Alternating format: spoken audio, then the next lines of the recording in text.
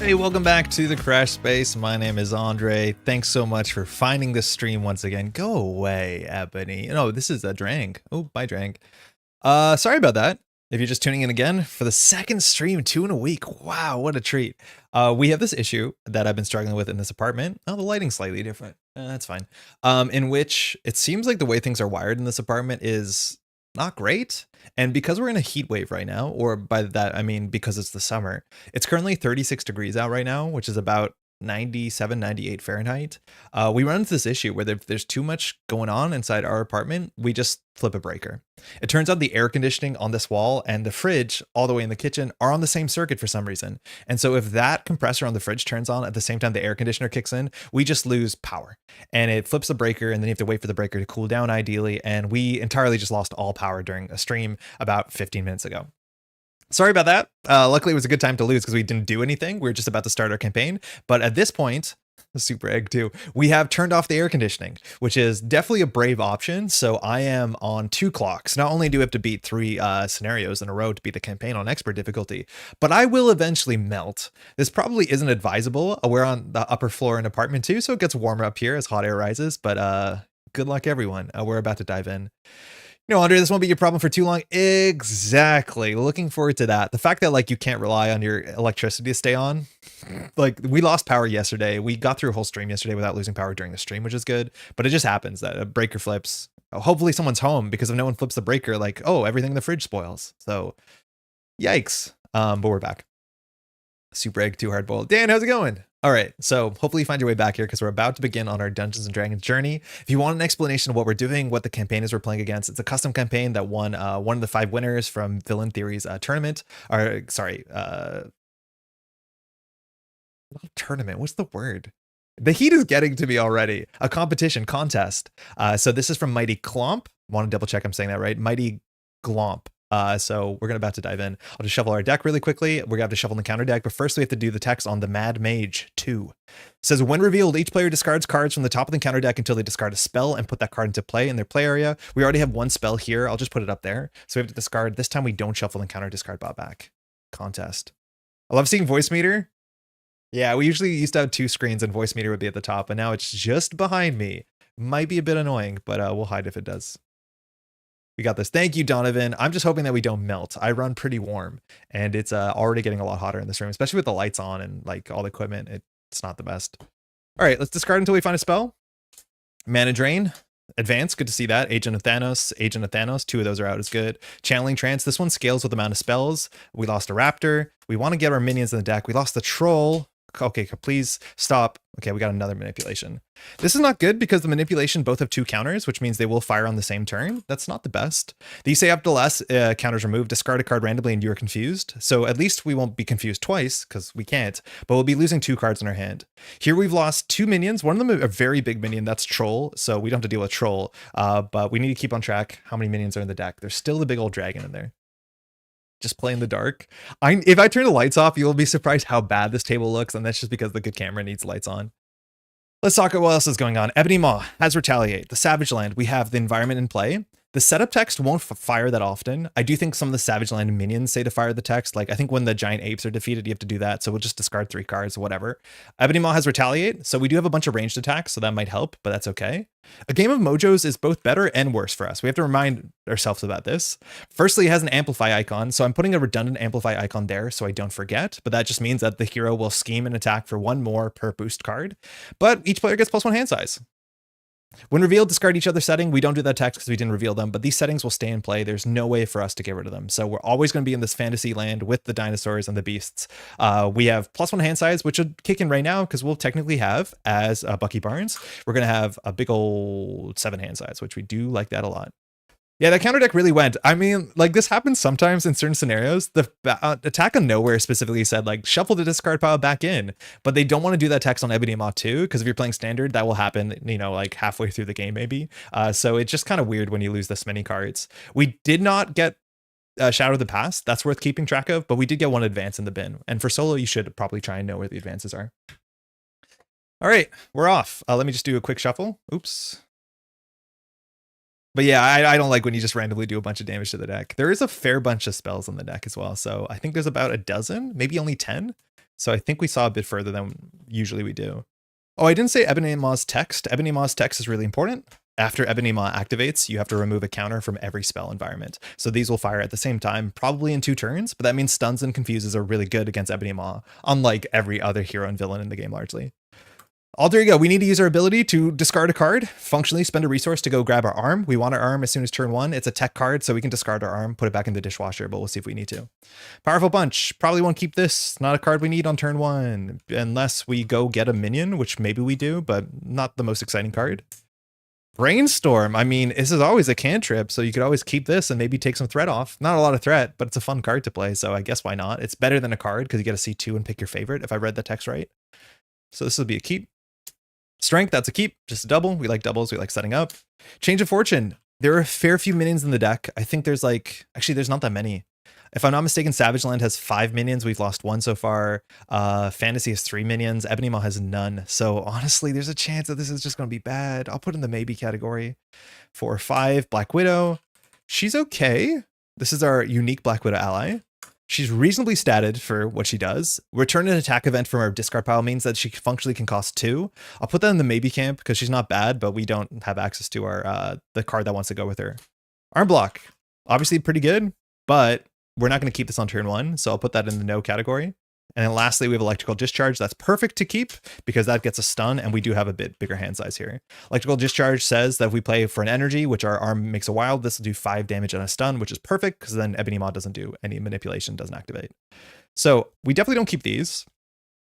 Like, keeping Brainstorm is fine. It's the same as keeping any other card, and we got to read the text again. There's a lot of text on this. I think Change of Fortune probably doesn't line up in this deck. Maybe we can just play it as a cheap upgrade. So if we just draw the thing that discards an upgrade, we can get rid of that. I don't think we want Black Widow. The problem is there's not a lot of threat on the table, so Black Widow is not that useful. Let me just center these slightly more. Change of Fortune's not super important. I worry that our deck is not well suited against this campaign because, again, there's not that many minions in the deck, so I won't keep it. All right, Leo, that's great. Leo can search for a tech card. We have a lot of options, and it's 1 when we're in Alter Ego because we're a shield. We're not shield when we're hero mode. Oh, no, we are, so it doesn't matter. But Leo's ability is Alter Ego only. Metal Punch, probably not going to play this, so we can send this to go get our arm. We could just rush damage, like this does 8 damage if you use your arm, which is good. We have Nick, so it's going to be hard not to play Nick. 1, 2, 3, 4, 5, 6. 7th card is the Energy Barrier, which is a tech card, super cheap. Okay, let's make some good decisions here. So we definitely want to go get our arm.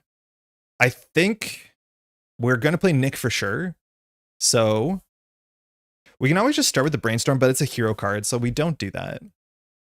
There is an argument that we should play Leo first and then use Leo to grab a card so we don't draw that card and lose the card draw, quote unquote, with Nick. What tech card were we going to get here? So we can get our rifle. Not a tech card. Huh, weird. We can get... Do we have a tech card in the Winter Soldier kit? Winter Armor? That can't be tech, is it? It's probably just armor. Yeah, it's armor. Okay, so it's like probably picking Energy Barrier or Sonic Rifle. I don't think that's super important. It just can get us a card, though. It can grab us another Energy Barrier, which is fine. So if we play these, we can draw a card. Say that's just this card. Then we can do 1, 2, 3, 4. We want to keep the Discharge. We also want to play our arm. The Discharge is actually not that important if we play Nick, because the benefit of Nick is that Nick will block, because Nick only stays for a certain turn. But if we do a stun with the Discharge, we actually don't need the block. So it's kind of bad to play Nick in this hand if we have the stun. So I wonder if this is like don't play Nick line. Because if we don't play Nick, we can Leo Fitz. We can play our arm. We can Brainstorm, which gets a card. Then we play the Energy Barrier and then Brainstorm and the card plus that Electrical Discharges Ebony Maw. That's actually kind of perfect. I think that's what we'll do. So we'll pitch Nick here to play Leo. We're shield, and we're going to use this immediately to exhaust to go search our deck for a tech card. We're going to get a tech card that we don't care about. Oh, wow, the Hyper Thrusters is a tech card. Wait, that is actually sick. We should have considered this. We could have added all the tech cards to our deck, because this we can get consistently. That's really, really good. Removing 1 threat a turn is kind of exactly what we want in solo. Oh, that's really good. Okay, that's a strong contender. Otherwise, we have... Let's see if there's anything we don't remember. Our arm, but like we can always grab that. Sonic Rifle, it's expensive. We're not going to need the Confuse, so we'll have a stun here. I think that's probably it besides our Energy Barriers. Yeah. Let's just grab it. That seems really good. I think it might change what we play this turn. Like we might not play the energy barrier, but if I think if I kept that in mind, we might have wanted to go for 2 of these tech cards from the victory set. Winter's Mask is tech? Really? Isn't it just like a piece of cloth? The Winter Mask? That's really good if you defeat minions. Yeah, it is tech. Neat. There's not that many minions though, so maybe. But I think for now, just getting 1 threat a turn on the hyper thrusters is fine. Okay. I shouldn't have shuffled because we're immediately going to go use our ability with Bucky Barnes to go search our deck and discard pile for our arm and put it into play. So we get our arm. Super valuable. Not only is it a resource generator, it also gives our attacks +1, and you can only play attacks with it, which is kind of our shtick anyways. Another quick shuffle. And here I think we'll just flip up. So we'll flip up. Winter Soldier. So his text is not going to matter. Oops, not that guy, this guy. Man, I'm feeling the air conditioning. I think we'll just start with the Brainstorm because this is the cantrip and we can get some control over this. So Brainstorm says name a card type, then look at the top card of your deck. So if we whiff on this, all we lose is 1 threat, which is not that big of a deal. So our deck has a lot of events, a lot of upgrades. I did not run the numbers before, so we're going to have to like figure this out on vibes altogether. But our deck has only 5 allies. 2 of them are in the bin, so we don't call ally here. We have a lot of events. We've seen 3. We have a lot of upgrades. I think we just call event though. I think on average we have more events is my guess. Yeah, I think that's our guess. Actually, maybe we have an equal amount of upgrades. We're going to name event. Look at the top card of your deck. It was an upgrade. Feels bad. If that card is the name type, remove 3 threat from the main scheme. So we whiff on that. However, then we can place that card on top of our bottom of deck and then draw it. So the question is, do we want to draw Silent Infiltration or do we want to set up Silent Infiltration to draw later? If we draw Silent Infiltration, we'll have 5 cards in hand. We can play Silent Infiltration. But then if we want to play Electrical Discharge, we can hold the thrusters. Doesn't feel great. The other option is we can play the Energy Barrier. No. Yeah, we definitely want to play the thrusters to get the 1 per turn. It's not super important this turn because we saw 1 advance out so far, so it's not likely we're going to advance. But the thrusters are really good. And then we want to do the discharge because we have the stun set up. So we could hold on to the double or we could hold on to the Silent Infiltration. If we draw that, we can play the barrier. Maybe it's more important to play a tech card because there's less minions. And then we use this to play the discharge and we hold the thrusters. That's also fine. Yeah, I think that's fine. So that means, do we want to draw this or a different card? I think this is a fine card to draw because we're probably not going to care about this effect too much. Hey, so happy you're giving custom campaigns a chance. Let's go. Yeah, SD Line. I'm very excited to try this campaign out. 3 scenarios is kind of the perfect length. So we're diving in. We've hopefully made an interesting deck here. This is also a tech card, which means we can discard it for a purpose, but I don't think we want to do that. Okay, so I will do Strength for Energy Barrier. So we just want to get our tech cards on the table. So this has 3 counters on it, and whenever we take damage, we can redirect that damage. You don't even have to exhaust this, so you can use it multiple times in a turn. Then we will pitch Silent Infiltration and Cybernetic Arm to play Electrical Discharge. So this says deal 5 damage because we increase the damage to an enemy. If you paid for this using an energy, which we did, because Cybernetic Arm will say that the wild counts as an energy. We choose what it is. So that does stun and 5 damage to Ebony Maw. So Ebony Maw is down to 13. Or sorry, not Ebony Maw, the Mad Mage. Now we'll take Retaliate, but I think we'll just pop in here with the Energy Barrier and just start using the Energy Barrier aggressively. So if we draw Protection, repurpose, we can get rid of it. So we'll prevent that damage and deal 1 damage to Ebony Maw. That's not an attack, so that doesn't take Retaliate. How aggressive are we going to be the barrier? I think we're going to be hyper aggressive because we get thwart for 1, but in theory we want to leave that because we have a bunch of cards that thwart. So we'll just attack for 2. So the villain goes down to 10. We will take Retaliate, but we'll Energy Barrier back. So the villain is down to 9. So we've already done 9 damage on turn 1 while setting up. We have to watch out for that amplify icon, but of course the villain is stunned and we'll hold on to our hyper thrusters, which is just a good card we want to get down sooner than later. We again have a game of mojos, so we have +1 hand size, so we'll be drawing up to 6, which seems like a pretty good start, especially if we can just get through the Mad Mage very quickly. So we'll hold on to this and we'll pass. Electro Discharge, another stun is perfect. Hard knocks if we find a minion that can knock out and give us a tough, which is comparable. Come Get Me Bub to find a minion, so we can go find a minion on purpose. Powerful Punch, okay. And lastly, we have Winter's Mask, our tech card. This says after we attack and defeat something, draw a card. All right, this goes up to 2. Ebony Maw would attack but is stunned, so we don't have to worry about that effect because Ebony Maw removes counters when Ebony Maw activates, so obviously no activation there. Stuns replace the activation or cancel it more accurately. 1 encounter card. Channeling Trance. This probably isn't great. Remove 1 invocation from each spell environment. If there are no spell environments in play, discard cards, put that card into play. Oh, that wasn't that bad. Okay. So just kind of got us closer to the double or the single confused double discard, which is not great. I need to check, is manipulation a random card? Manipulation, discard one card at random. Okay, so with bigger hand size, who knows what's going to happen there. All right, it's back to us. We can't use Leo Fits unless we want to jump down, but I don't think we want to jump down here. We didn't draw into a repurpose, so we can't do the energy barrier turn. So we're going to keep this one counter because it's the cheapest, or the most reasonable tech card to cycle forward. So we want to do Come Get Me Bub. We heal a bit. So in theory, we could take some damage from attacking and then grab our favorite minion. The problem is it's not our choice. So we just get 3 health and get the top minion from the deck. The issue is there's some really big minions. So why we might go get an ape, and the ape is a giant ape. The ape has 5 health, which is perfect. The issue is Come Get Me Bub actually might not be the perfect synergy with Hard Knocks. Because if we Hard Knocks a minion, we're going to get tough, and we already have tough. So that's not great. The other problem, though, is we can just get the dragon on accident, and dragon just has 10 health, which kind of don't want to grab that. It takes double damage from energy cards, so we'll have some of those, and when we defeat it, we draw 4 cards, which is pretty slick, but I think this is probably not an angle where Winter Soldier's text does that much. Yeah, I think there's going to be a bunch of cards here we don't unfortunately play. That sucks. We might be able to Hard Knocks out Ebony Maw, though. That's actually probably the line. Oh, the issue though is wait, so Hard Knock says if you defeat something, get a retaliate, but sorry, get a toughness. But will the toughness be knocked out by the retaliate on Ebony Maw 3? I'm assuming it will be, so it's going to be kind of a wash. That's kind of unfortunate. Because I think as soon as we defeat it, we just take retaliate from the other side, because the other side also has retaliate.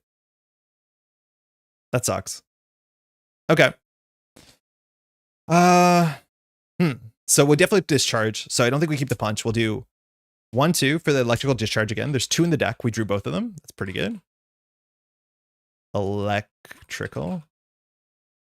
So that's going to do 5 more damage. Get a stun, and we take retaliate 1. We're not going to prevent it. We're down to 10. You can always sacrifice the last energy barrier to keep the tough. I don't think you can, because if I'm not mistaken, energy barrier is interrupt, and status cards always precede interrupts. So it goes status cards is always first. It's constant abilities is the first priority, then it's status cards, and then it is interrupts, forced and then normal interrupts. It's super unintuitive, and actually makes things like Groot kind of awkward, because you can't use Groot counters to protect your toughness. It's yeah, I know when I first played Groot, that was a thing that I had to figure out really quickly, because Groot's counters actually go after toughness. So you can't, it's good because it preserves your counters, but it's weird. Yeah, it's an unfortunate interaction. Okay, so Ebony Maw is at striking distance. We could, in theory, Hard Knocks Ebony Maw, but it doesn't seem like a good use of our resources. So I think here we just kind of chill. We'll play Come Get Me Bub for Hyper Thrusters. If anyone knows a D&D way that we can make this one make sense, we'll just exhaust it to remove a threat. And I think we'll just play our Mask. Eventually, when we start defeating things, we'll start drawing cards, which is good. And then we can attack for 2. We take Retaliate 1. I don't think we mind. We'll go ahead and attack for 2. We'll take 1. And so it should be easy to defeat Ebony Maw next turn. Almost everything we do does, and so we'll just pass. Hopefully we find Prof X or a way to confuse. We may want to jump down. We'll see. That's a big old metal punch. Come Get Me Bub. Safe house, a good reason to jump down. We have Repurpose, so that's a great way to get an activation off energy barrier. Another energy barrier, which is great. And we have 1 more hand size, so we get a sonic rifle. That's another really great confuse. I am once again late, Lucy. How's it going? This is our second stream today because we lost power. We did the sort of thing that we've been doing on this channel for a bit, unfortunately. So we're back with that AC. Hey, Mataver loved the unofficial campaign contest by VT. It was a lot of fun. Glad I made one for it. Oh, I should check yours out. What was it called? There's 30 some odd entries, a lot of entries. I'm glad people participated in it. I hope to do it in the future. This goes to 2. Maw would attack, but is stunned. We draw 1 encounter card instead. It's Fetch Quest. This one has Surge, but I'm glad we found this one. I don't know if we have great targets for this, but Fetch Quest comes in. It's not necessary to clear because there's no counters on it. It has 6, so at least if we have extra threat to do, we can get rid of this. And it says when defeated in player order, each player may search their deck for a card and play that card for free. Oh, it's only search your deck? I guess there's some theme in that, but I guess you could get a big Prof X for free, draw some cards, or sorry, a big Nick Fury. Yeah, that's okay. Maybe we'll do it right when we cycle our deck. Ooh, okay, that's probably not good. We have a minion now. This is Shadow of the Past. I don't play a lot on Standard. I've been playing a lot more Standard 3. Reveal your Nemesis minion. We get Crossbones. Crossbones has Quick Strike. Things went from totally fine to kind of bad now. Then we're going to get our side scheme, and then we're going to shuffle everything into the deck. So at least we have some more minions. Nemesis, quick strike. So Crossbones is going to attack for 2, and after Crossbones attacks and defeats an ally, place 2 threat. I think we're just going to take the 2 damage so we can stay ready. I have no interest in blocking for 2, so we'll take 2. We're down to 7. Now, we have to reveal all the other stuff. So we get Hydra Hit Squad, which actually has really annoying text. Hydra Hit Squad has 3 threat. Each Hydra minion gets +1 attack and +2 health. That's a problem, because now Crossbones is a massive 7 health and has +2 attack. All the Hydra minions, which are now going to show up, or will also have those stats. So getting rid of this does 2 damage. And when defeated, the player who defeated this scheme searches the encounter deck and discard pile for a Hydra minion and reveals it. And we're going to be adding a whole bunch of Hydra minions. In fact, 2 little ones. They're just Hydra mercenaries. So they'll have 3 health, 1 attack, and guard. My partner and I both made one. Mine's called One Night in Port Horror, and hers is called Inheritors on the Hunt. Oh, those are 2 themes I actually really quite like. Just got an ice cream, came back to the Shadows of the Past. I would really go for an ice cream right now, I'll be honest, but Shadows always comes just in time. There's a class in D&D called Artificers who create magical items that are pretty much just tech and magical settings, so you just bought the thrusters from one of them. I think this is good, actually. We're getting more minions, yeah. Yeah, we do have the 8 damage. Like, we have the what's it called? The shortness of some of the names of Winter Soldier's cards really tickle me. Like, we can just Metal Punch Crossbones out of existence. Hyper Thrusters are Boots of Speed or Zephyr Strike. Actually checking those out. Metapher, great job. How far are you from lethal on the Mad Mage?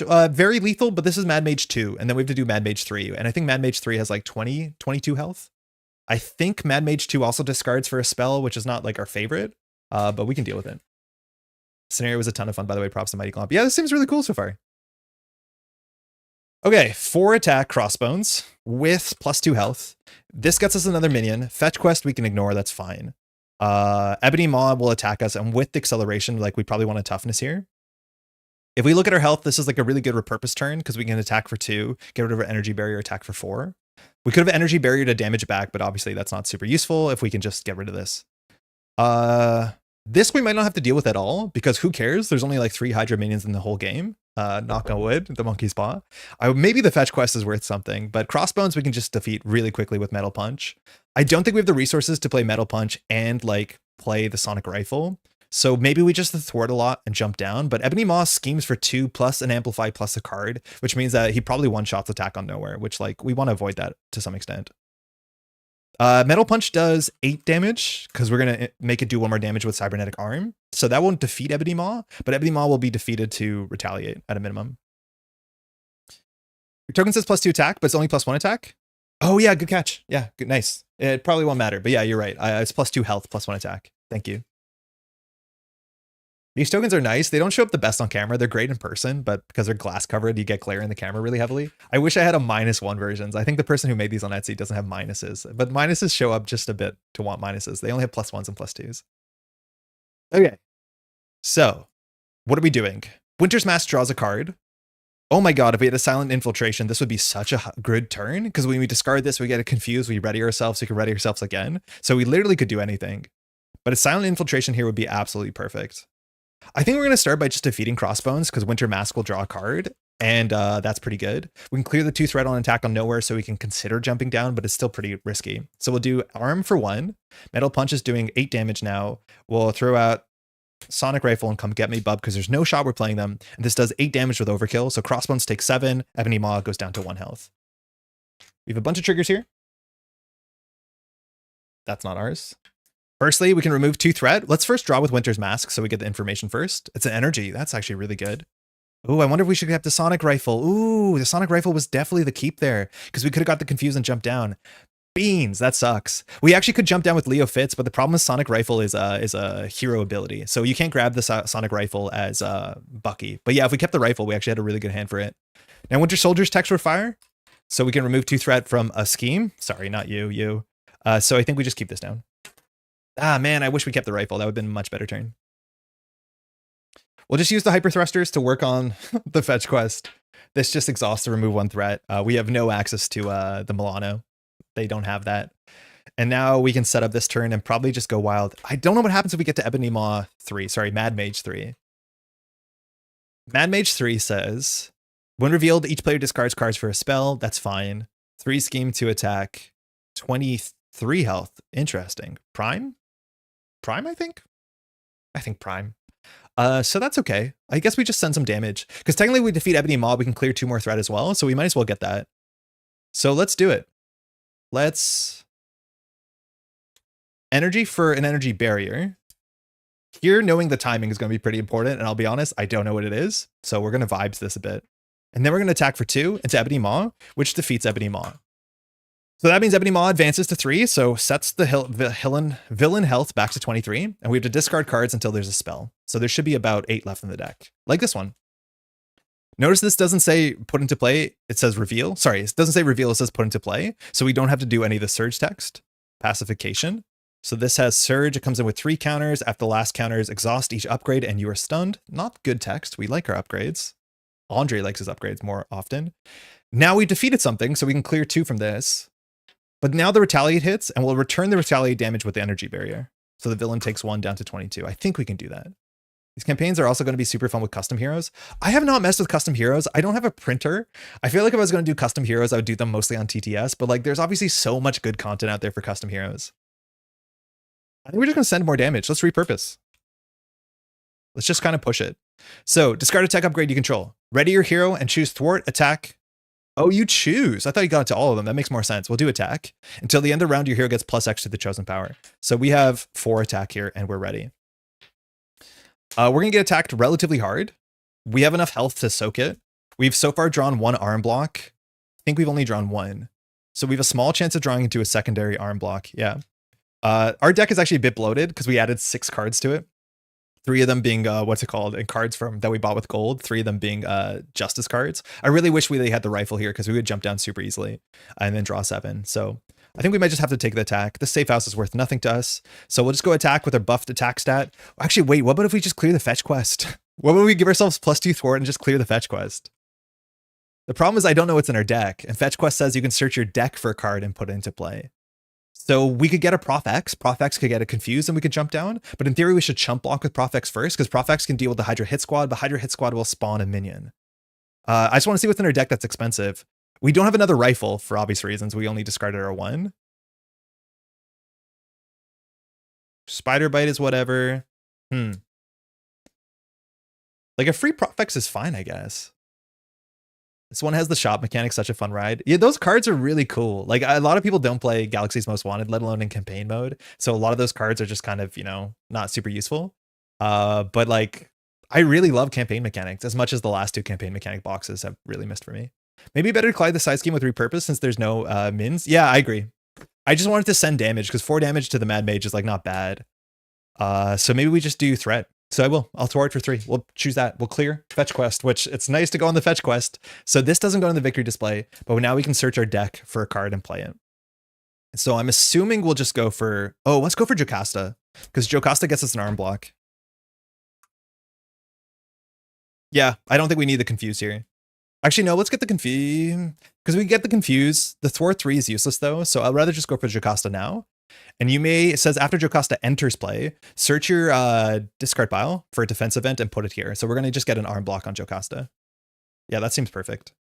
This turn, we're going to be confused and we're going to discard a bunch of cards. So we won't have a lot of cards in hand because of the 2 manipulations. So Jocasta is in play. Unfortunately, attacking with her is not phenomenal because of the retaliate. So we can keep her for thwarting on a later turn, but we'll just go ahead and attach an arm blocked. So we can play that as if it were in our hand, which is great, because it's a very, very good card. And we'll throw out our house. All right, that's it. Technically, the cool thing about repurpose is you keep those additional stats until the end of the round, not the phase. So if we buffed our block, we would actually go into the hero villain phase with additional defense. So I won't do anything with Jocasta. She'll probably thwart next turn if anything, and we'll just pass. We'll draw up to 5 plus 1 hand size is 6. So we get another arm block. God, okay, that's fine. Gemma's nice if we're in alter ego. Metal punch, so we can do a lot of damage. That's nice. Come get me, bub. Spider bite is free. We have 3 tech cards on the table, so that's great. And then our 6th card is infiltration, so we actually have a lot of threat in our hand. Attack on nowhere goes to 1. Ebony Maw is attacking for 2 in a card plus an amplify, so 3 in a card. But Mad Mage's text happens first. Ebony 3. This says, when Ebony Maw activates, all these go down. And when they hit 0, they fire. So we have to do 2 copies of manipulation. So any of those cards in our hand that we liked, like hopefully we discarded arm block because it's the worst card in our hand here with 1 on the table. So we have to be confused. And I'll just get rid of this, it won't matter. We have to discard a card randomly from our hand twice. So the way I do this, I shuffle and I roll a die. So 1 to 6 perfectly. 1 will be on the left. 2, so we lose arm block, perfect. 1 to 5, would we roll on 6? It's a 4, we lose infiltration. Okay, that's fine. These are gone. Having a lot of these out are bad sometimes because I think a couple of the treacheries attack or do thwart or damage based off of how many of those are on the table. So Ebony Maw is attacking for functionally 2 and an amplify and a card. We will play the arm block off of Jocasta and we'll pay with cybernetic arm, so it's free. It is an attack, so we will take retaliate. We have to remember that. But it says when an enemy attacks, deal 3 damage. So we'll do 4 damage. So Ebony Maw takes 4. We take 1 and retaliate, so we're down to 6. And we're going to take no damage from this attack. So +2 on Master Plane. So we take no damage. 1 encounter card. Pacification, this will have Surge. This is the second copy. Why is this on 6? That can't be it. It should be on 2. And then the second copy is on 3. This one stuns us.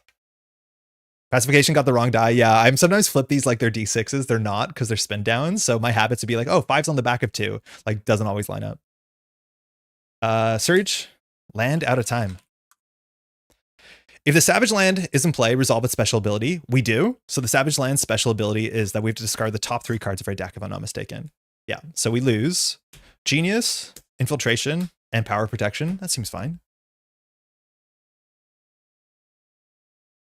Then, take 1 indirect damage for each resource icon on discarded cards. Oh, wow, that's bad. Because we discarded 4 resource icons. It's not types, it's resource icons. Right? Resolve its special ability to take 1 indirect damage for each resource icon. That's not good. So if we take 1 damage on Jocasta, it robs us of 2 threat. This hand has no confuse, so jumping down is a bit risky. We are confused. In terms of damage, our hand has 7, 8, 9, 10 damage. So we're getting close. 11 with Spider Bite, I guess. But this might be an angle where we jump down and just hope for the best.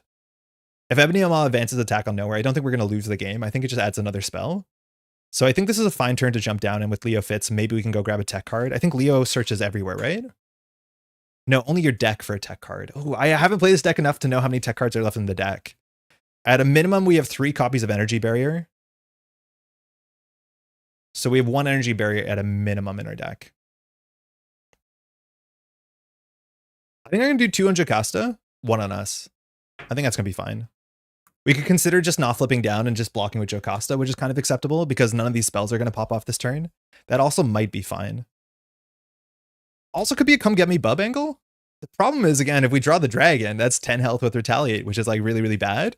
We could actually get there with Metal Punch. Maybe we should just go and get a dragon. Honestly, hunting the dragon might be the play here because I think 3 health and a toughness is like really good for us. And we're ready and we have a massive hit. I think the dragon is the line. So let's play Come Get Me Bub. Discard cards until you discard a minion. Put that minion into play, heal 3 damage, and give us a toughness. Because no matter what the thing... Oh, no, wait. We can't play Metal Punch. Hold the phone. Oh, the dragon has toughness? Okay, well, that's also bad. Jocasta can deal with that. But we actually can't play the Come Get Me Bub because we're a resource short because we used our arm. So maybe we don't commit to that. The manipulation was a bit hard. If we draw anything besides the dragon, we're fine. Troll is in the discard bin. There's one more little green guy you can find in the set. It's Troll, it's Dragon, and it's Goblin, I think. Surge, that won't fire. The minion can only take damage from cards with a printed physical. Checks notes. Checks out. When defeated, remove 2 threat from a scheme. Hey, it's Winter Soldier. That's fine. So we either could draw that, we could draw a giant ape, we could draw the Velociraptor. The Velociraptor has quick strike. Yeah, or we could draw the Pterosaurus. So we're least likely to draw, you know, the dragon. The dragon's bad though, and it does have toughness, I've been informed. But the issue is like we're 1 resource short of playing the Metal Punch because we use the arm. I think this is a jump down angle. Come on, it's Dungeons and Dragons. We need a dragon. The dragon's really sick. Like if you defeat the dragon, you draw 4 cards. I guess we can go for, no, there's just no way. We can't play the Metal Punch. It's like very unadvisable. If we had one more resource, we could do it. So we probably hold on to this Metal Punch because it's a really good card. And then do we just grab a minion anyways? The other issue about how Come Get Me Bub is structured is you have to get the minion in play as a cost, and then you heal 3 damage. So if they quick strike you, at least you keep the toughness, but like the order is a bit backwards. If we just get a regular minion, the most damage we can do is 3. Technically 4 if it has quick strike, because we can fire the energy barrier into it. 5 with bite. Oh man. I wonder if it's just better to Metal Punch just Ebony Maw. It might just be fine to Ebony Punch to punch Ebony Maw, because I don't think we're gonna need Spider Bite. We could just out chump block. I'm like so not used to chump blocking aggressively with allies, but like that's what their job is here. So bummer. Definitely a bummer here. Jumping down gets us a card here. It allows us to recover, which is only medium necessary. It gives us Gemma, so we can like play Gemma, play the card we get with the Gemma, another energy barrier. Yeah, that's probably fine. I think we'll jump down. It's a bit risky, but it's okay. Oh, Hydra's World's Greatest Detective. How's it going? You're right. There's Hydra mercenaries. But the problem is that they have boosted health, right? Because they have +1 attack, +2 health. So they're guard 5 health. Yeah, there's 2 of them. That's actually as likely as anything else. Good call. Come Get Me with QS is nice because you heal after taking the QS. Yes, yeah. And you keep the toughness. It's like not the worst. If you got the toughness first and lost it to like a 1 attack quick strike, you'd be like, come on now. So it's not the worst, but if you die before you get the toughness and the healing. That's the other thing. But there's no like 5 attack quick strike in the game. Usually. I think this is a hop down angle. If we had one more card, we'd actually go for the dragon. So bummer. We're going to not deck out. We're going to be drawing 7 cards, 3, 4, 5, 6, 7. We have like 10 cards left, I think, maybe 11. So if that's the case, we will use our thrusters just to remove this. Hope for the best. This will go to 1, 2, 3, 4. We need a 1 boost or a 0 boost. I mean, that'd be nice. We'll just go ahead and play Spider Bite. She's free. That's okay. She's free. She's not going to do anything. If she attacks, she dies to Consequential Retaliate. And I think here we can either attack for 2 or we can heal for 3. I think we're just going to recover for 3. It's not super necessary. It's a bit safe. So we'll flip down. Alter Ego will recover for 3. Fine, we're on 8. Then we'll use Leo. Excuse me, I knocked this. I'm pretty sure it's on 2. To go grab a tech card. Let me know if it wasn't on 2. We have to search our deck. So we're going to go get another energy barrier, which means we have less cards in our deck. But we have 2 repurposes coming up, so we'll have a huge damage turn. That's the only tech card in our deck, and we have Prof X coming up. Then we will play Come Get Me Bub for Gemma, because we're an alter ego. And then Gemma, excuse me, plus Metal Punch will play the last energy barrier. So at least we're very, very tanky now. We probably could have got away without recovering. Yeah, we actually probably should have attacked instead of recovering, because if we attack, it's functionally with this energy barrier, it's 3 attacks. So I'm not going to recover. Let me retcon this slightly. So instead, when we're up here, before we jump down, so let's lose 3 health, we'll attack for 2. So Mad Mage will take 2. We'll ping back 1 of the retaliate damage, not take it ourselves, and then the villain takes 3, and then we'll flip down. Because with 5 health and 2 energy barriers, I think we're like super, super comfortable, let alone 2 minions. So that's probably better, because we're probably 2 turns away from winning the game. If we had another punch in here, like a heavy punch, unfortunately, I think all our metal punches are in the discard pile, we would be able to win this turn somewhat consistently. Okay. Pass. Our tech thing is working out, which is nice, and we'll draw a repurpose here for sure. This is useless. There's a repurpose. There's a second repurpose. Prof X. Hard Knocks. 6th card is Winter Armor. That's nice. More reason not to heal. And our 7th card is our Rifle, which gives us +2 attack, piercing, and ranged, which is not bad against the Retaliate. Not a tech card for some reason. Just a regular old gun. All right, let's see how bad this is. This goes to 1. Ebony Maw will now scheme for 2 and a card plus an Amplify. These all go down, which is not a big issue yet. So it's 1, 2, 3, 4, 5, 6. Okay, so the worst it could be. So we're going to advance here, and that's probably not good for us. We go to the Power Stone. Oh, something I need to keep in mind. I was going to forget this for sure, but there is instructions at the end of this based off of how you're doing that you want to clear the side scheme and all the minions. Because I do think it checks. I don't know if players always check these, but it says victory, record the total number of remaining minions and schemes in play. And the less of them, I think the better it is for us. So we should keep in mind that clearing the Hydra hit squad is probably worth something. Sorry, the Power Stone. When revealed, shuffle the counter discard pile into the counter deck. Excuse me. Okay. Shuffle the counter, discard pile into the counter deck. Each player discards cards. Okay, so the dragon is now less likely than ever. We could just go find Crossbones again. Your arm needs reading? Yeah, thank you. I always forget at least one card. We usually figure it out at some point. Put that into play so we won't surge. I'm getting warm. You can tell. It's heating up in this room. It's going to be 36 degrees in this room. It'll be warmer than outside is my guess. All right. Not a spell. Fetch quest again. Manipulation. Ugh. So this has 2 counters. We've already dealt with one of them. This one is the confused one, so at least we don't have to worry about that, but it's not great for us. And it discards a card from hand. So that'll fire in just a turn. Or 2 turns, more likely. The advances went back into the deck too. The back of Power Stone. Like if we draw an advance here, I don't know if we straight lose. But the back of the Power Stone says the Mad Mage uses his powerful magic to occupy you while his agents search for the egg. 1 threat, 9 to advance. So not that much worse. All right, encounter card. Agent of Thanos. Ooh, this one's probably not good. I think this is the one that scales with the amount of spells. Alter Ego, place 1 threat on the main scheme for each spell. If you place no threat, so we have to add 3, we go to 4 of 9. So with some threat work will have to happen unless we can win this turn. That's all this does. It's back to us. So we want to clear this ideally. The problem is if we clear Hydra Hit Squad, we get a minion into play. That minion will only have 3 health. And if we defeat the minion, we can do 2 threat off of the other scheme. So that's okay. Really cool. Very, very cool scheme. The player who defeats the scheme searches for a Hydra minion. So at least we can search so we can get the little guy. And the little guy just has guard. It's back to us. So we could do a hard knocks off the little minion. So Spider Bite plus Thunder Thrusters can clear this. We get a small minion. We hard knocks the minion to get toughness. That's definitely a start. Very importantly, Hyper Thrusters is not a thwart event or thwart action. So it beats Confuse, which is really, really nice. Lethal with Repurpose. We probably do have a massive double repurpose turn here where we can attack with 1 energy barrier, then attack again for 4, then attack again for 6. So that does 6, 7, 8, 9, 10, 11, 12. Plus this does 13 because we'll get at least 1 retaliate. So we have 13 damage with our basic attack, which means we definitely have lethal this turn. The question is, can we do lethal while clearing the table? Because again, the campaign cares about it. But on our own, we definitely have lethal. I just want to check if Leo can find any tech cards. I don't think Leo can. No, our deck is Wing It and a Preparation. Or Wing It, not Winging It. Yeah, but we just want to clear everything because I do think we have straight lethal if we ignore all their stuff. No tech cards in hand, so we're not getting a lot of Gemma value.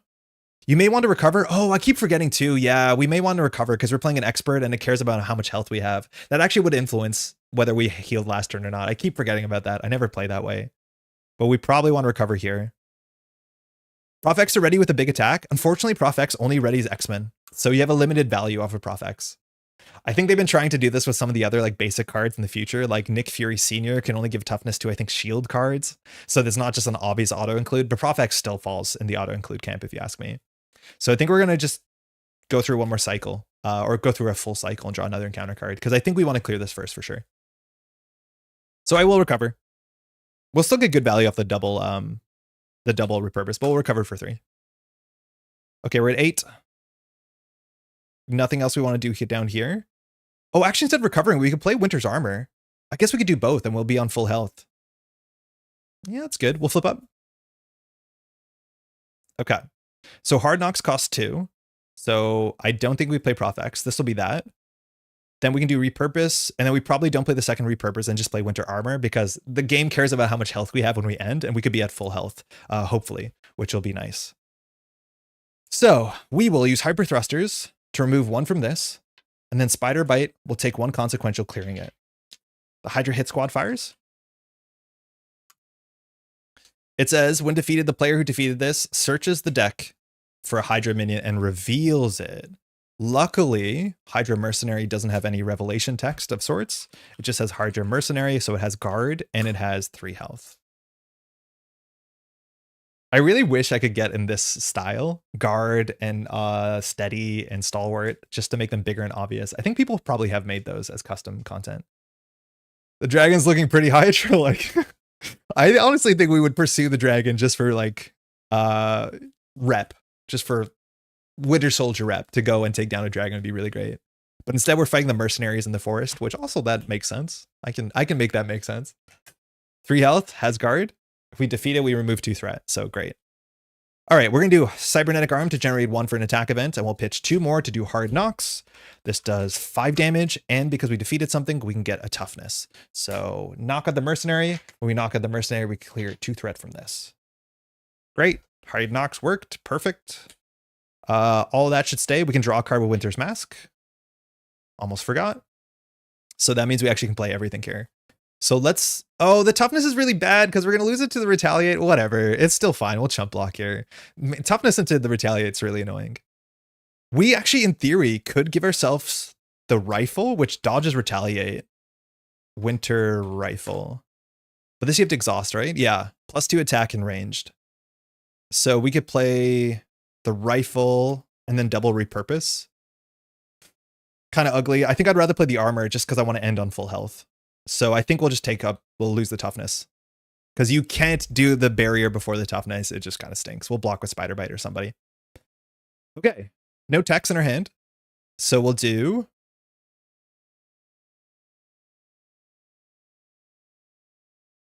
We'll repurpose. It's good to get these in the bin too, so we'll trash this tech card. So we have +2 attack for the remainder of the round, and we're ready. Then we'll attack for 4 into Ebony Maw. Ebony Maw will take 4. Ebony Maw's retaliate will hit us, which takes off the toughness. We can't redirect it, so we're actually going to lose the damage on the energy barrier. That's a bummer. That's okay. We can't redirect that.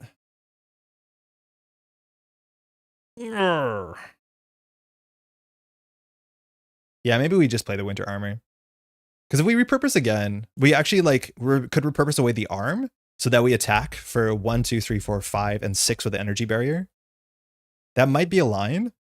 The arm is like good, but it's not incredibly necessary. We could also get rid of the hyper thrusters. Yeah, that's probably fine because we want to keep the energy barrier maybe for a bit. So I think we get rid of one of our other tech cards. I think the hyper thrusters has done enough. So I will repurpose and I'll trash the hyper thrusters. So we get +1 and we're ready one more time. Now we can attack for 5. Now the villain will do retaliate to us, but we'll send it back. So the villain takes 1 more instead. Yeah, that seems good. You could have attacked the Mad Mage before clearing the side scheme if you want to keep the tough. Yeah, you're right. But we're going to attack twice anyways, so it's not super important. But yeah, you're right. That toughness was only worth 1. We could have scheduled in the other order, which is totally fine. I was thinking that we couldn't have done it because the Mercenary had guard, but we could have done it before the Mercenary came in. So we would still lose the toughness here, but if that was the case, we probably would have done something slightly different. I don't think it matters that much because the Mad Mage is on 5 health, so we'll probably win next round. So, but it was probably strictly better to do that, for sure. And then we'll just pitch 2 for the armor. Winter Armor. Such a weird name he uses for the Mad Mage. +3 hit points and steady, so we have fully recovered. We're at 11. And we have steady, so this confuse will stay on us, but it doesn't do anything, and we'll pass. We technically have +1 attack into this phase, but that doesn't matter, and we'll keep these as chump blockers. We draw our last card, which is Wing It, which is fine. So we get an encounter card waiting, and then we'll draw up. If we wanted to be very safe, we could use Jocasta to deal with the Power Stone. We probably should. Yeah, let's just thwart this for 2 and then put Jocasta back in the deck. We already have 1 blocker. And I don't think we lose to an advance. I just don't think we have to take risks here. The risk is a double attack. That's maybe the worst case. And maybe that's a bit better because Jocasta can block the second attack. But we can always defend ourselves and then probably draw into an event that will just clear the 5 damage from Ebony Maw. We're going to be stunned though. Luckily, the stun works really well into the pacification. Because this does, I think, stun you and exhaust your upgrades. That's kind of bad. Okay, 5 more cards because Game of Mojos is pretty cool. 2, Brainstorm. Arm block. Oh, we almost just win. We're 1 damage short of just winning with arm block. Come get me, bub. Electrical Discharge. Okay, that's great. So we don't get the stun, but we win. And our 6th card is Metal Punch. So we have so many wins to win the game. In theory, if we draw a minion or a side scheme, that's a bit worse, but we're going to clear all of those, hopefully. This goes to 1. Ebony Maw is attacking for 2 and amplifying a card. These all tick down. And so we have to fire Pacification here. Pacification says, after the last invocation is removed, exhaust every upgrade you control. Boop, boop. This is up, exhausted, this is up, exhausted, but won't matter. And then you are stunned, which luckily we are steady. And then here we can either block with Spider Bite or we can throw the arm block. You won't be able to arm block, we're steady. We should be able to, right? So this will do 4 damage. We won't take any retaliate damage. Oh no, we actually win because of retaliate. Yeah, wait, we just win, right? So Ebony Maw's attacking. So will you, oh, our arm is exhausted. Never mind, our arm is exhausted. So we'll still take some damage. This is the annoying thing because our arm was just exhausted. Our arm is an upgrade. So we don't deny all the damage, but this will do 3 damage and retaliate deal 4 damage. But because we don't have the arm, it doesn't do 5 damage. That sucks. And we won't prevent all the damage. So I think we actually do just block here with Spider Bite. Yeah, that sucks. So we'll just block with Spider Bite because then we take no damage guaranteed. So 1, 2, 3, advance. That's only 3 damage. And we draw 2 encounter cards. So hoping for not too bad. We don't want any minions. I guess minions are fine. Caught off guard, totally fine. So caught off guard, we have to discard an upgrade or a support. So we'll just get rid of Leo or Gemma are kind of interchangeable. Do we have any tech cards in our hand? No, so I guess it's Gemma. Velociraptor has quick strike. Okay. When Velociraptor attacks you, discard the top card of your deck. Velociraptor gets +1 attack for each attack. For each resource icon discard this way. So it's either 2 or 3 attack. We want to be at full health. So all we're going to do here is block. So we defend for 2. I don't know if you're meant to see this card before or after, because I think when attack happens and then you decide to block. So no matter what, I think we're blocking, but this has 1 icon. So Velociraptor is attacking for 2 damage, of which we'll take none because we block for 2. If there was another icon on it, because we discarded a resource, we would just put it back with energy barrier.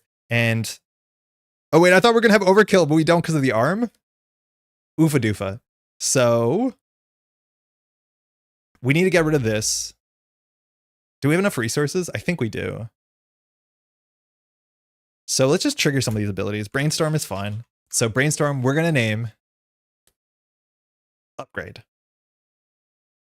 It is an upgrade. So we can remove 3 threat.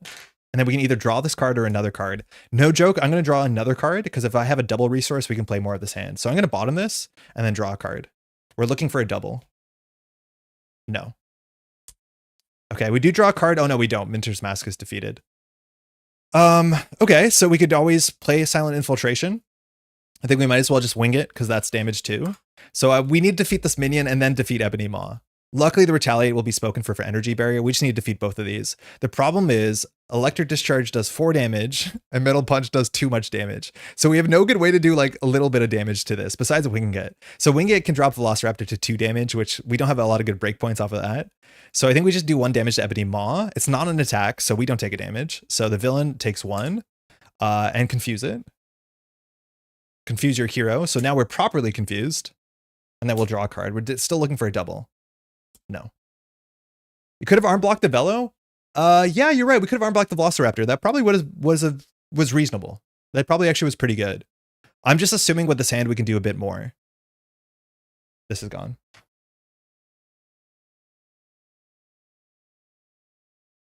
We could also just leave the Velociraptor in play and not care. We're allowed to legally jump down because of the confuse, so we could just like edge for 1 turn because these won't trigger. Good old edge. So we could play this for 2 and then knock out the Raptor, which would draw 1 card. And then we can attack for 2. So we're slightly short on that. It's 3 with the energy barrier. So I don't think there's a card that we top deck that will actually knock out. Because if we play the in Silent Infiltration, we knock out the Raptor with the Discharge. We draw a card from this. Sorry, we don't draw a card from this. We just ready. But then if we're ready, we can attack for 2, which is functionally 3 with the energy barrier. Would Retaliate work on prevent damage? No, because you don't take damage. You need to actually prevent the damage you would be dealt. So it doesn't work.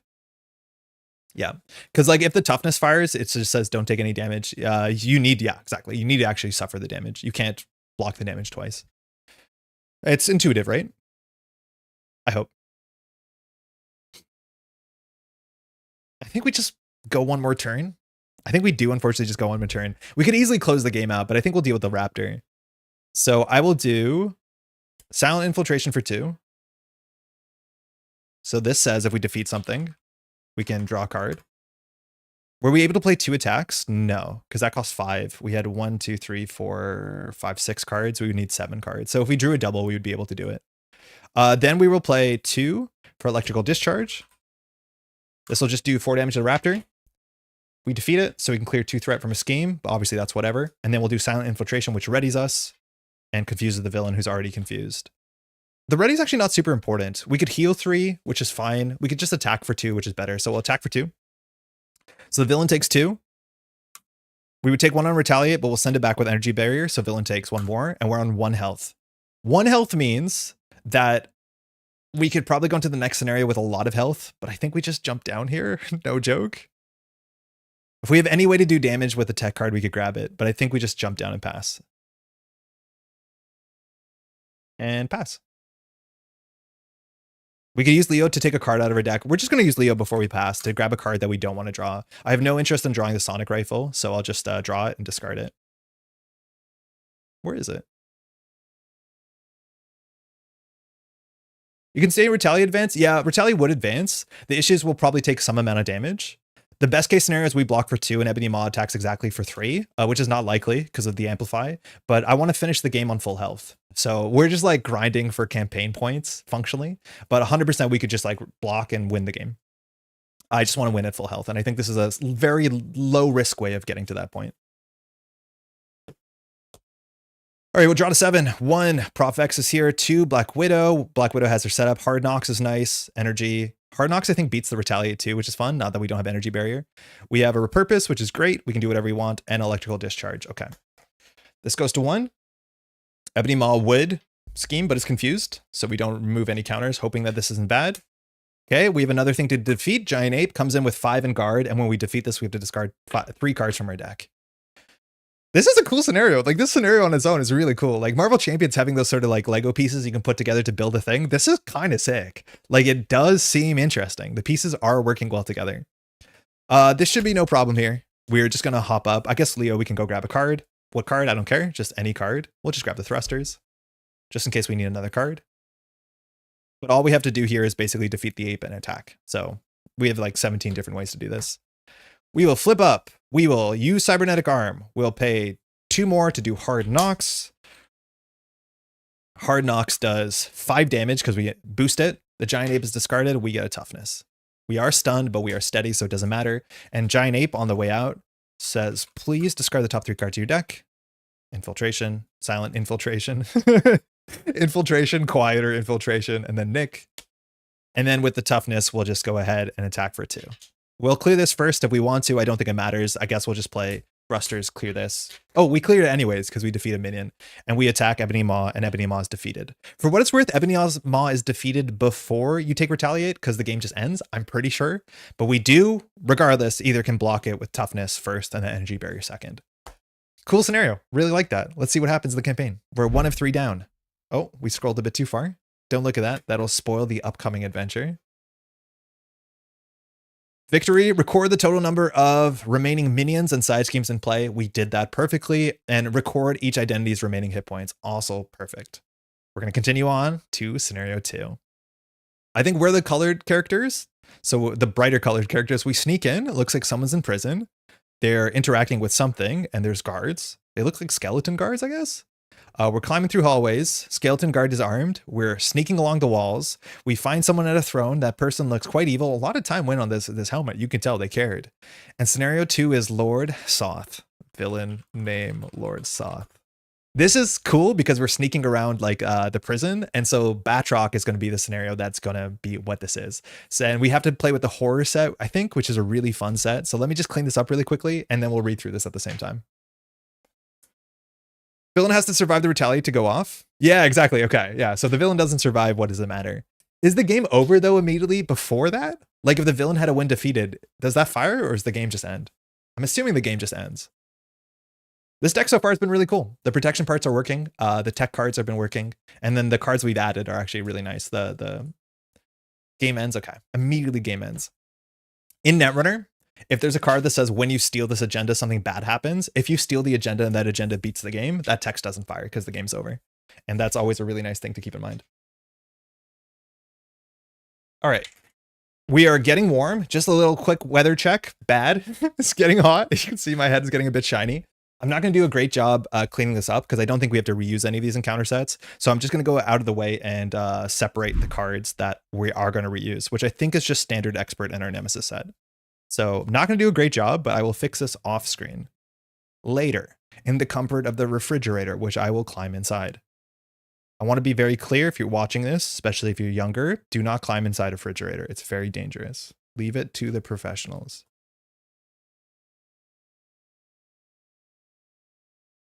Shame we didn't see the dragon. We could have gone dragon hunting. Our hubris almost got the best of us. I do like our Nemesis set. I think our Nemesis set is actually really cool. Okay. Yo, I want to let you in a little secret. I really don't like Batroc. I think Batroc is very rough as a solo scenario. I think I have a lot of criticism of the latest box, and one of them is that Batroc just is very bad in solo. I don't like it. It's incredibly punishing. There's some mechanics where that if you block, you just get punished really hard by the cameras. I'll see if it comes up. We'll shout it out if it does come up, but it's there's some really rough scaling when you play solo Batroc, and hopefully that doesn't show up in a very obvious way. 1, 2, 3, 4, 5, 6, 7, 8, 9, 10, plus 11. There's a lot that I can't open from the inside easily. Oh, I haven't checked. That's good. That's good that they're thinking about us when they do that sort of thing. Villain set 12. Okay, what's our setup here? How did I do that? Hey, does anybody know how you rotate? Oh, I figured it out. You hit R. Having made their way into the castle, first and foremost, it will be important to find and rescue the nobles. The castle is built like a maze, with hallways winding, intertwining, and ending in dead ends. And with the undead guards patrolling around it, it will be difficult to stay hidden for the entire undead legion. Oh yeah, because Legions of Hell is in this. There's actually zombies. Knowing that his castle has been infiltrated by the adventurers, Acererak orders Lord Soth, his most trusted general, to track them down.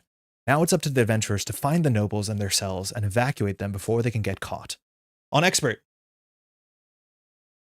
we're saying B, side Batroc. B for Batroc. That should be intuitive. Our main schemes are the regular main schemes. We're going to have alert levels. Mojo files is probably in play. These captives we'll set aside for a moment. And then we have the 3 main schemes, which if you played this, they're interesting. There's different stages. There's like find people and then escape with people. Encounter deck is Batroc, Legions of Hell, Horror, and Standard. So let's see if my machine broke. I do think there's issues with my machine right now. So Legions of Hell is really interesting. I think this broke, so this probably won't work. Yeah, it's busted. Bummer. Okay, so we'll have to deal with that. But Legions of Hell, I'll show you in paper what's in these sets. And then we're playing with the standard set.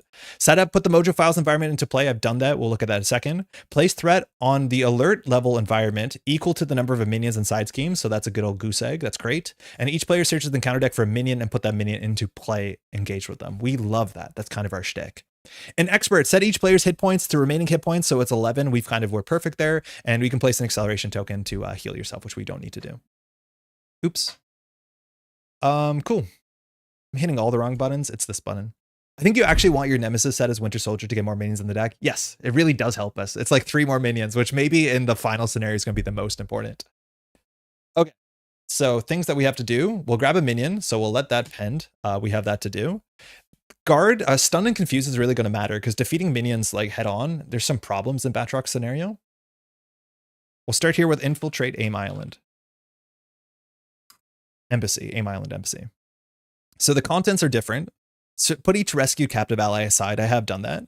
Put the alert level environment into play low side face up and place 2 threat on it because we're playing on expert. So that could have immediately hit 4, and when it hits 4, we advance, and that's not very good because the other side makes everything a lot worse for us. Flipping this over. So let's not read the flavor text, but has only 6 threat on it. Sorry, it starts with 6 threat on it. It has only 12 to advance. And it says when the last threat is removed from this, advance to stage 2A. That is the stage in which you start rescuing people. So this is the structure of like Lord of the Rings LCG, and this happened before in the Guardians of the Galaxy box, where this is not one that you beat by defeating the hero. You actually have to clear a threat off of the main scheme, and once it gets to 0, then you advance. So it kind of plays out like yeah, Lord of the Rings. If this stage is completed, however, we lose the game. So as quickly as we can remove 6 threat, we can get to the second part. And the second part, we can tread water there for a while.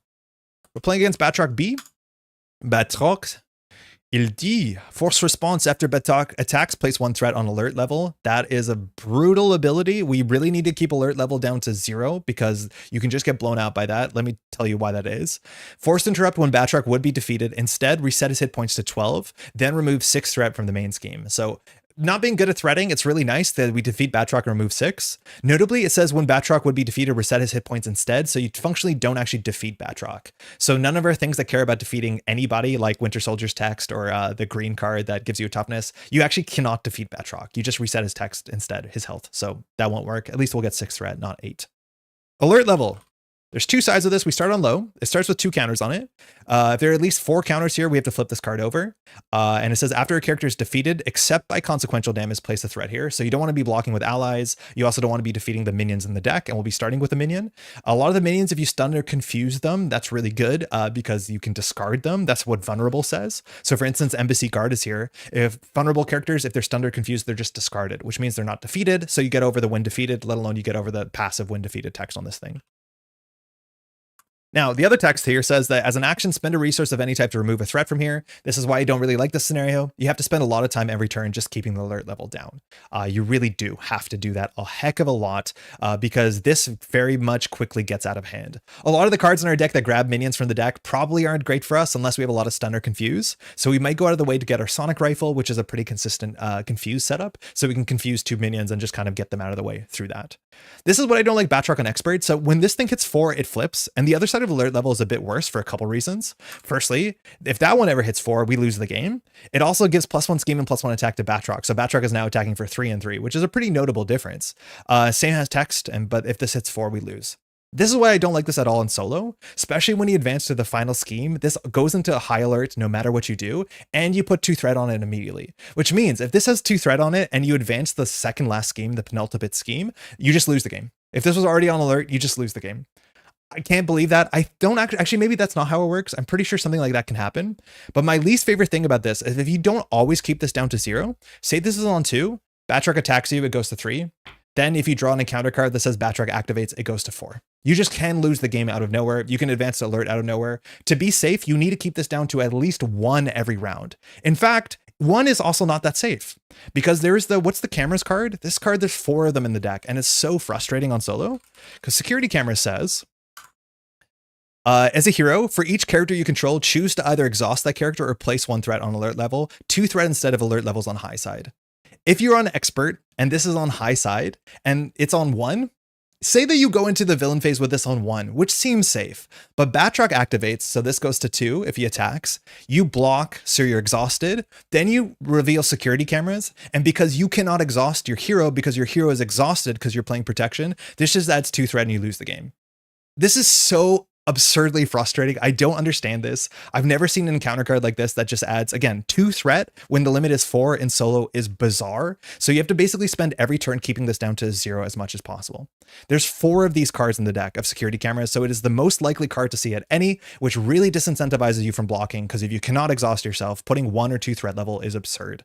Really do not care for the scenario in solo because of this.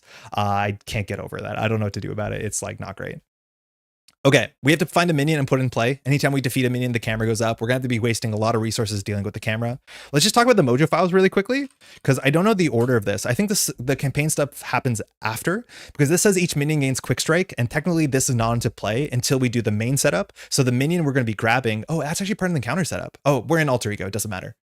This says each ally takes -1 consequential after attacking a minion. Unfortunately, attacking minions, we're not encouraged to do that in this scenario. And otherwise, every minion gets quick strike. And there's some pretty weird and big minions in the set because we added horror and we add legions of hell. So there's a lot of like little joggers, but there's also big things like the Kraken or the cultist that immediately blows up and summons the Kraken if quick strike kind of goes across. So being an alter ego is going to be very good. So we want confuse because then we dodge the cameras, which is at least that's thematic. But the campaign says we have to go find a minion and put it into play. So all of the embassy stuff has vulnerable on it, and they all have really bad when defeated. So we're probably going to ignore those for a bit because these all have bad text we're not going to be able to equip to be dealing with. We could just get a Draugr here. Draugr is really easy to knock out. That'll remove 2 threat from the scheme, and we don't have to do the when revealed. And 3 health with guard is like a bit of work, but not too much work. We also could just go out of the way to grab on turn 1 the cultist, because the cultist has really bad text. And so getting rid of the cultist is nice. It says after cultist activates against you, search the counter deck and discard pile for the Kraken, and that will fire immediately with quick strike. So we could just go and hunt down the cultist immediately, knock out the cultist on turn 1. Hopefully with an ally, mind you, they have less consequential. They're very good at attacking into minions if they're attacking. It's into minions. Yeah, after attacking a minion, they have -1 consequential. So I think we just go for the cultist here, because knocking out the cultist on turn 1 is now an immense priority, because if the cultist ever activates with quick strike in the mid game, the Kraken gets summoned, and I don't think we want the Kraken. We'll shuffle. What does everyone else think about Batroc? I just, there's so many things about solo in the last shield box that just doesn't feel like the balance lines up the way I enjoy it.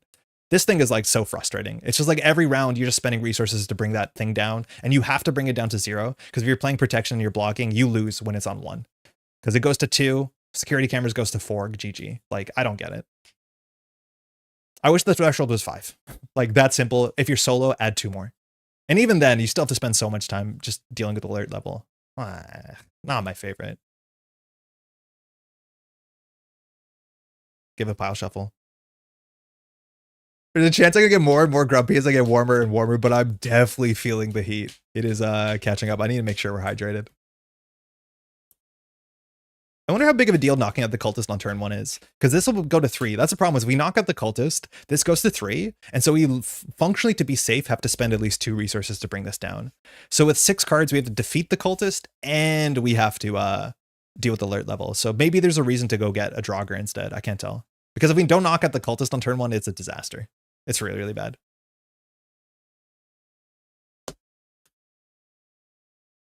Okay, we're ready. We're at 11. Our alter ego ability, we can get our arm. Our arm can help, but we're really incentivized to go for confuses and stuns and get vulnerable working for us. But we went for the cultist. That actually might have been not right, but we'll see if this lines up. Let's just give us ourselves a shuffle. We have a 46 card deck because we added 3 cards, so we're less consistent than we'd hoped to be. Just draw hard knocks on turn 1. Yeah, that'd actually be pretty good. It's expensive though, right? Like, it's functionally 3 cards, 4 cards, and then we don't have a lot of room to deal with alert level. Like, I don't even know if that's our best draw. I think that's our cheapest attack that does +1 damage though, or at least +2 damage. Yeah, I don't know. 4 health on turn 1's actually kind of hard for us. Maybe an ally would be good.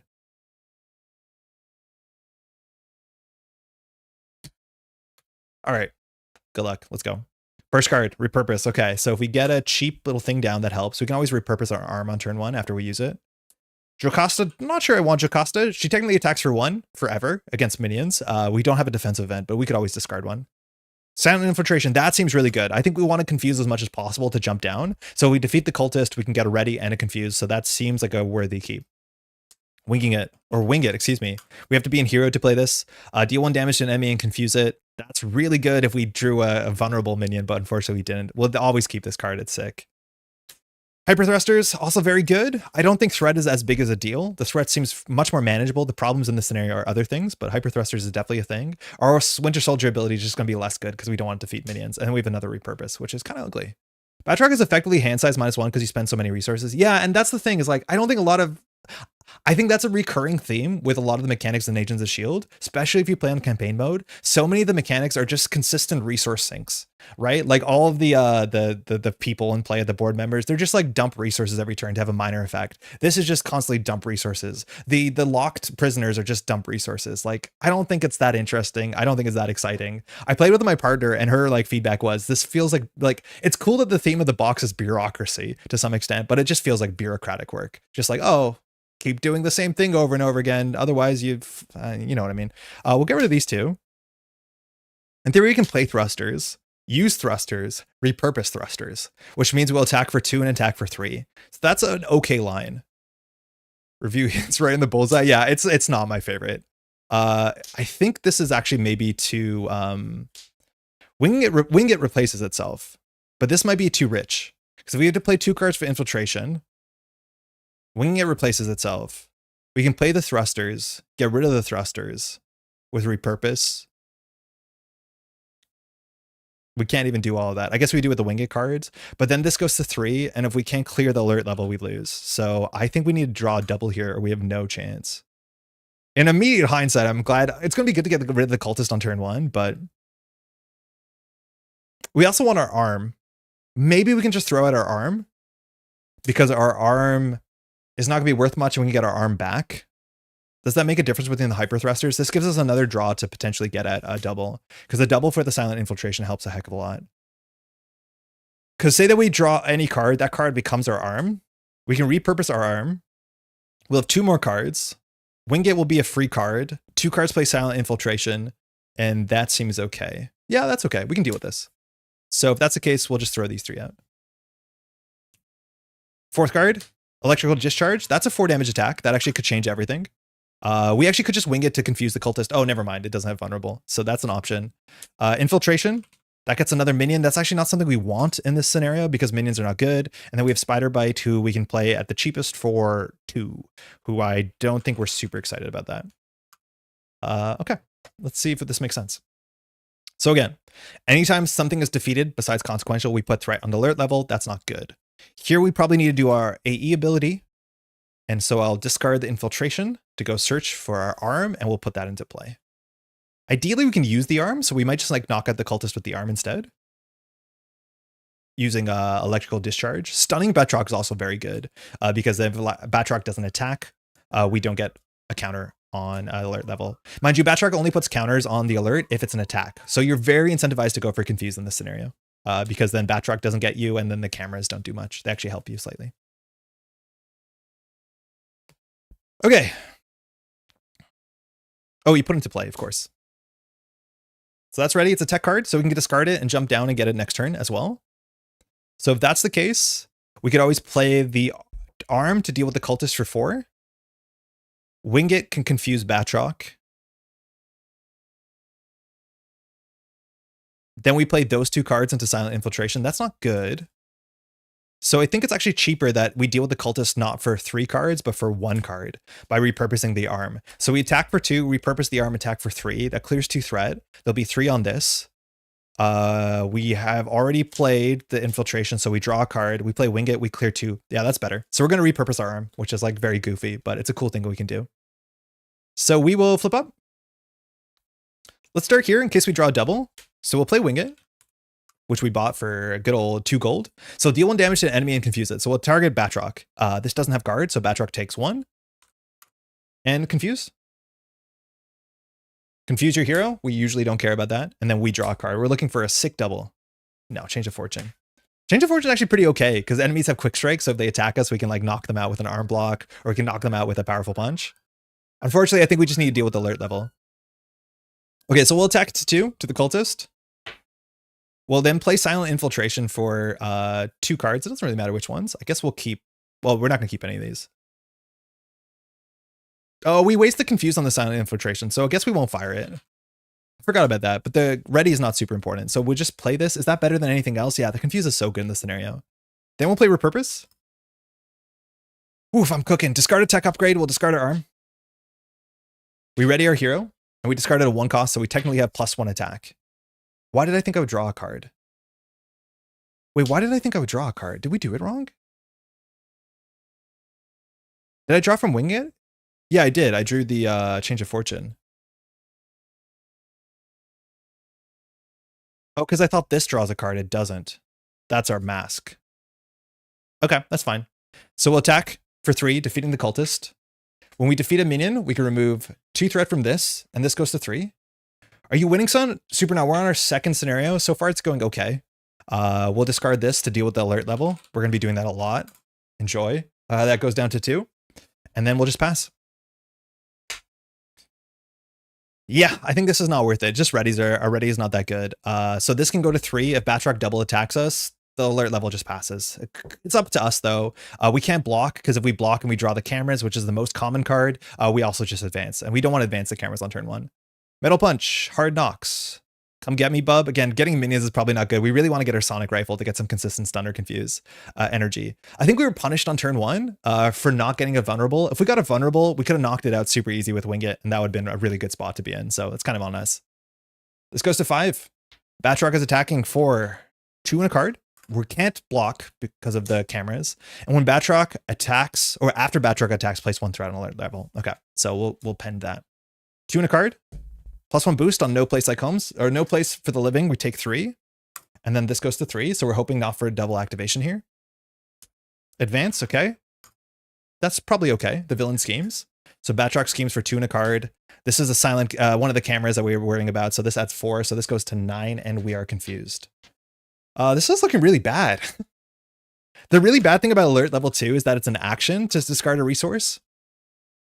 And so after a character is defeated, oh, the confuse, you're right. No, that's fine, that's fine, that's fine. Okay, huge, huge, huge, huge. So we get rid of the confuse instead, and we are only on 4. Good catch, he is confused, yeah. Yeah, I totally forgot about that. Let's just shuffle that back, so we're still on 4. So the problem with alert level, it's an action to spend 1 resource of any type to remove 1 threat, so a double doesn't remove 2. Right? If this says spend up to 2 resources, like some of the other cards have that sort of formatting back in the day, but no, it's just spend 1 resource. So doubles do not give you extra benefit. Okay, so we have a hand. That isn't that great. We, in theory, can just knock out Batroc by doing an attack for 7, and then we can attack for 2, so that doesn't do it. Considering jumping down here, but this might be a hand that we just dump into that. I think this is actually legitimately a hand we dump into alert level. So we can play the barrier and then just dump 3. Because I don't think we want to get minions because they have quick strike. So friendly text would have been pay X. Yeah, pay X up to 2, remove. That would be so much better for us because doubles don't work. I think that's all we're doing this turn. We're just going to play the energy barrier. So this can send some energy, some damage back and also, you know, protect us. And we'll just spend 3 resources to clear 3 from this. In theory, doing damage to Batroc is fine, but like we're not in a rush to clear this. We'll just get rid of our confuse, I think. We could attack for 2. Actually, attacking for 2 is fine. I don't think we're ever going to thwart for 2 in a while. So we'll attack for 2 into Batroc. Just put Batroc down to 9, which is basically in striking distance if we draw another metal punch. And we'll pass. Leo's here. Arm block is here. Winter's Mask is here. Come get me, bub. Finally a powerful punch. So if we draw a minion, we might be able to knock it down fast, but this goes to 5. And then Batroc is attacking for 2 in a card. We can't block really because of cameras. 1 camera won't cook us, but like cameras is worth playing around. All 4 are still in the deck.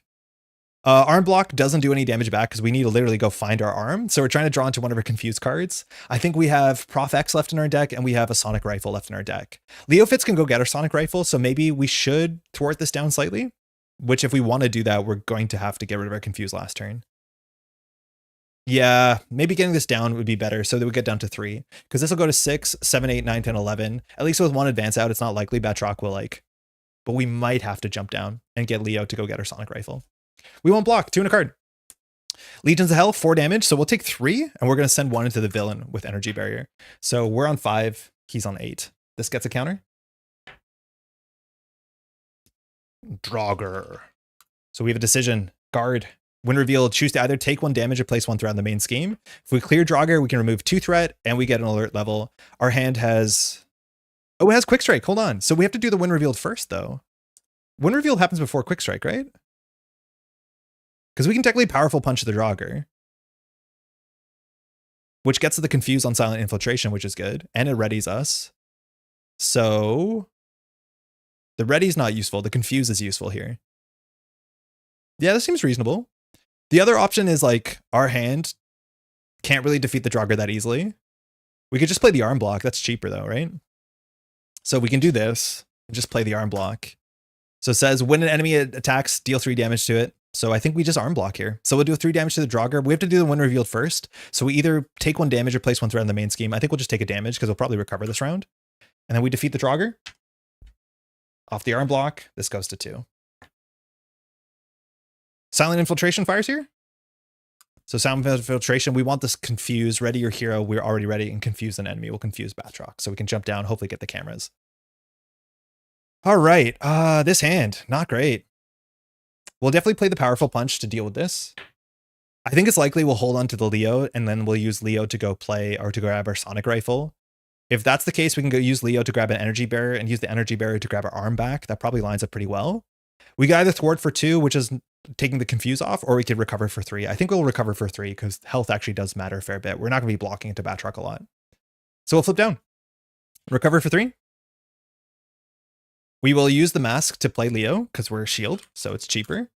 We could have done that in hero mode, but also now we can use this so we can search our deck for a tech card. I think we're just going to find an Energy Barrier and get rid of it so that we can use the Energy Barrier to get our arm because Leo only searches our deck. You got 2 Winter Soldiers thwart. Oh yeah, you're right. We forgot that. Huge, huge, huge, huge, huge. Thank you. That's very important. Good catch. Yeah, not a lot of tech left. So we'll get the barrier and we'll just discard the barrier with our alter ego to go grab our arm and put that in play, which we discarded on turn 1. We'll pass. Cool thing about being alter ego is that Batroc won't attack, so you'll get less counters on alert level. So it feels like we're treading water, but we're definitely stabilizing. We'll see once the Kraken comes up if that changes, but at least also we have Leo, so we're going into this turn with a 7-card hand, and we can find our Sonic Rifle on this turn guaranteed. I think we have still 2 doubles in our deck, so Sonic Rifle is a really easy setup. Black Widow, do we have her team up card? I don't think we do. No, we don't yet, so it's still in the deck. But our ally is really quite good, especially if you can get the team up. Genius, there's the double we're talking about. Arm block, okay, not super useful.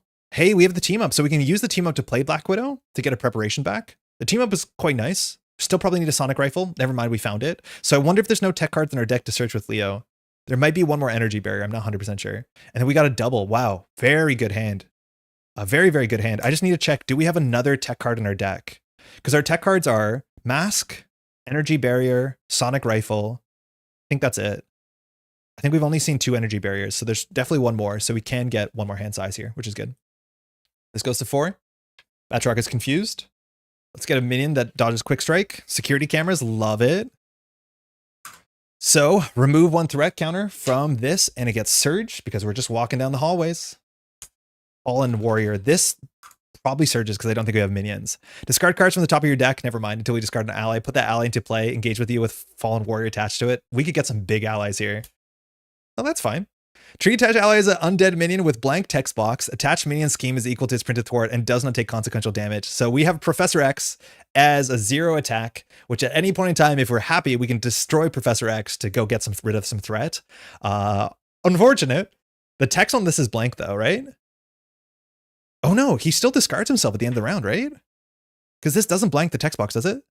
No, with blank text box, it's like literally the first sentence. Okay, so 3 thwart is a lot for a minion, but 0 attack is like just good enough. So that's kind of funny. All right, it's back to us. We'll use Leo here to go grab a tech card. Zombie X. I don't know what they're doing with the prisoners, but it's not good. I don't want to bum anybody out, but like for a while we were playing raft decks, and modernly with like the political situation in the States, it felt really bad, I'll be honest. I did not feel good about it. This whole arresting people and like 0 out of 10. I stopped playing those decks on purpose. Apologies if that did not sit well. All right, we're here. So I think we play Black Widow. I think we're actually in a really good spot here overall. Yeah, we're in a really good spot. Winter Widow Soldier Spy can deal 5 damage to an enemy, so we don't really need to knock Prof X down. I think we'll just deal with Lord Soth slightly. So what is the line here? What is the line? We've seen 2 repurposes so far, maybe only 1. So how much priority do we have on tech cards? Only 2. We saw 2 on turn 1. So I think we have to do a double and Winter for Black Widow. Then we get the Winter back. Then we do a double and arm block for Sonic, and then we just play Winter Widow. Yeah, this is perfect. We will not deal with the alert level. The alert level will be on 2 this round, which means we are not allowed to block in case we draw the cameras. There's 3 left in the deck. So here we don't have anything to do in Alter Ego. We'll just flip up. We do want to recover for 3. Our attack is not super useful, so I'm going to recover for 3 because I think prioritizing health in this campaign mode is actually kind of reasonable. Kind of at the cost of like advancing the game, but that's fine.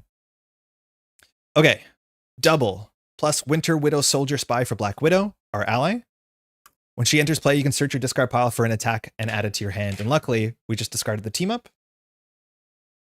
So we'll add that back to our hand. So this one's really good. Costs 2. It says deal 5 damage because we're going to boost it with the cybernetic arm. And then we can get a preparation and put it into play, which means we can get our nice preparation. Here, 1 second. My partner just came home.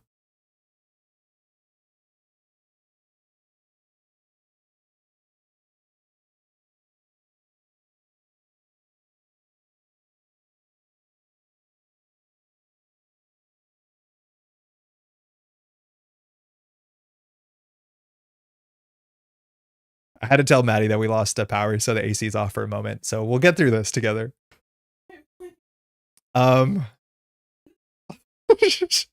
She's trying to barter. We'll do 1, 2, 3 for the Sonic Rifle. This is our rogue card.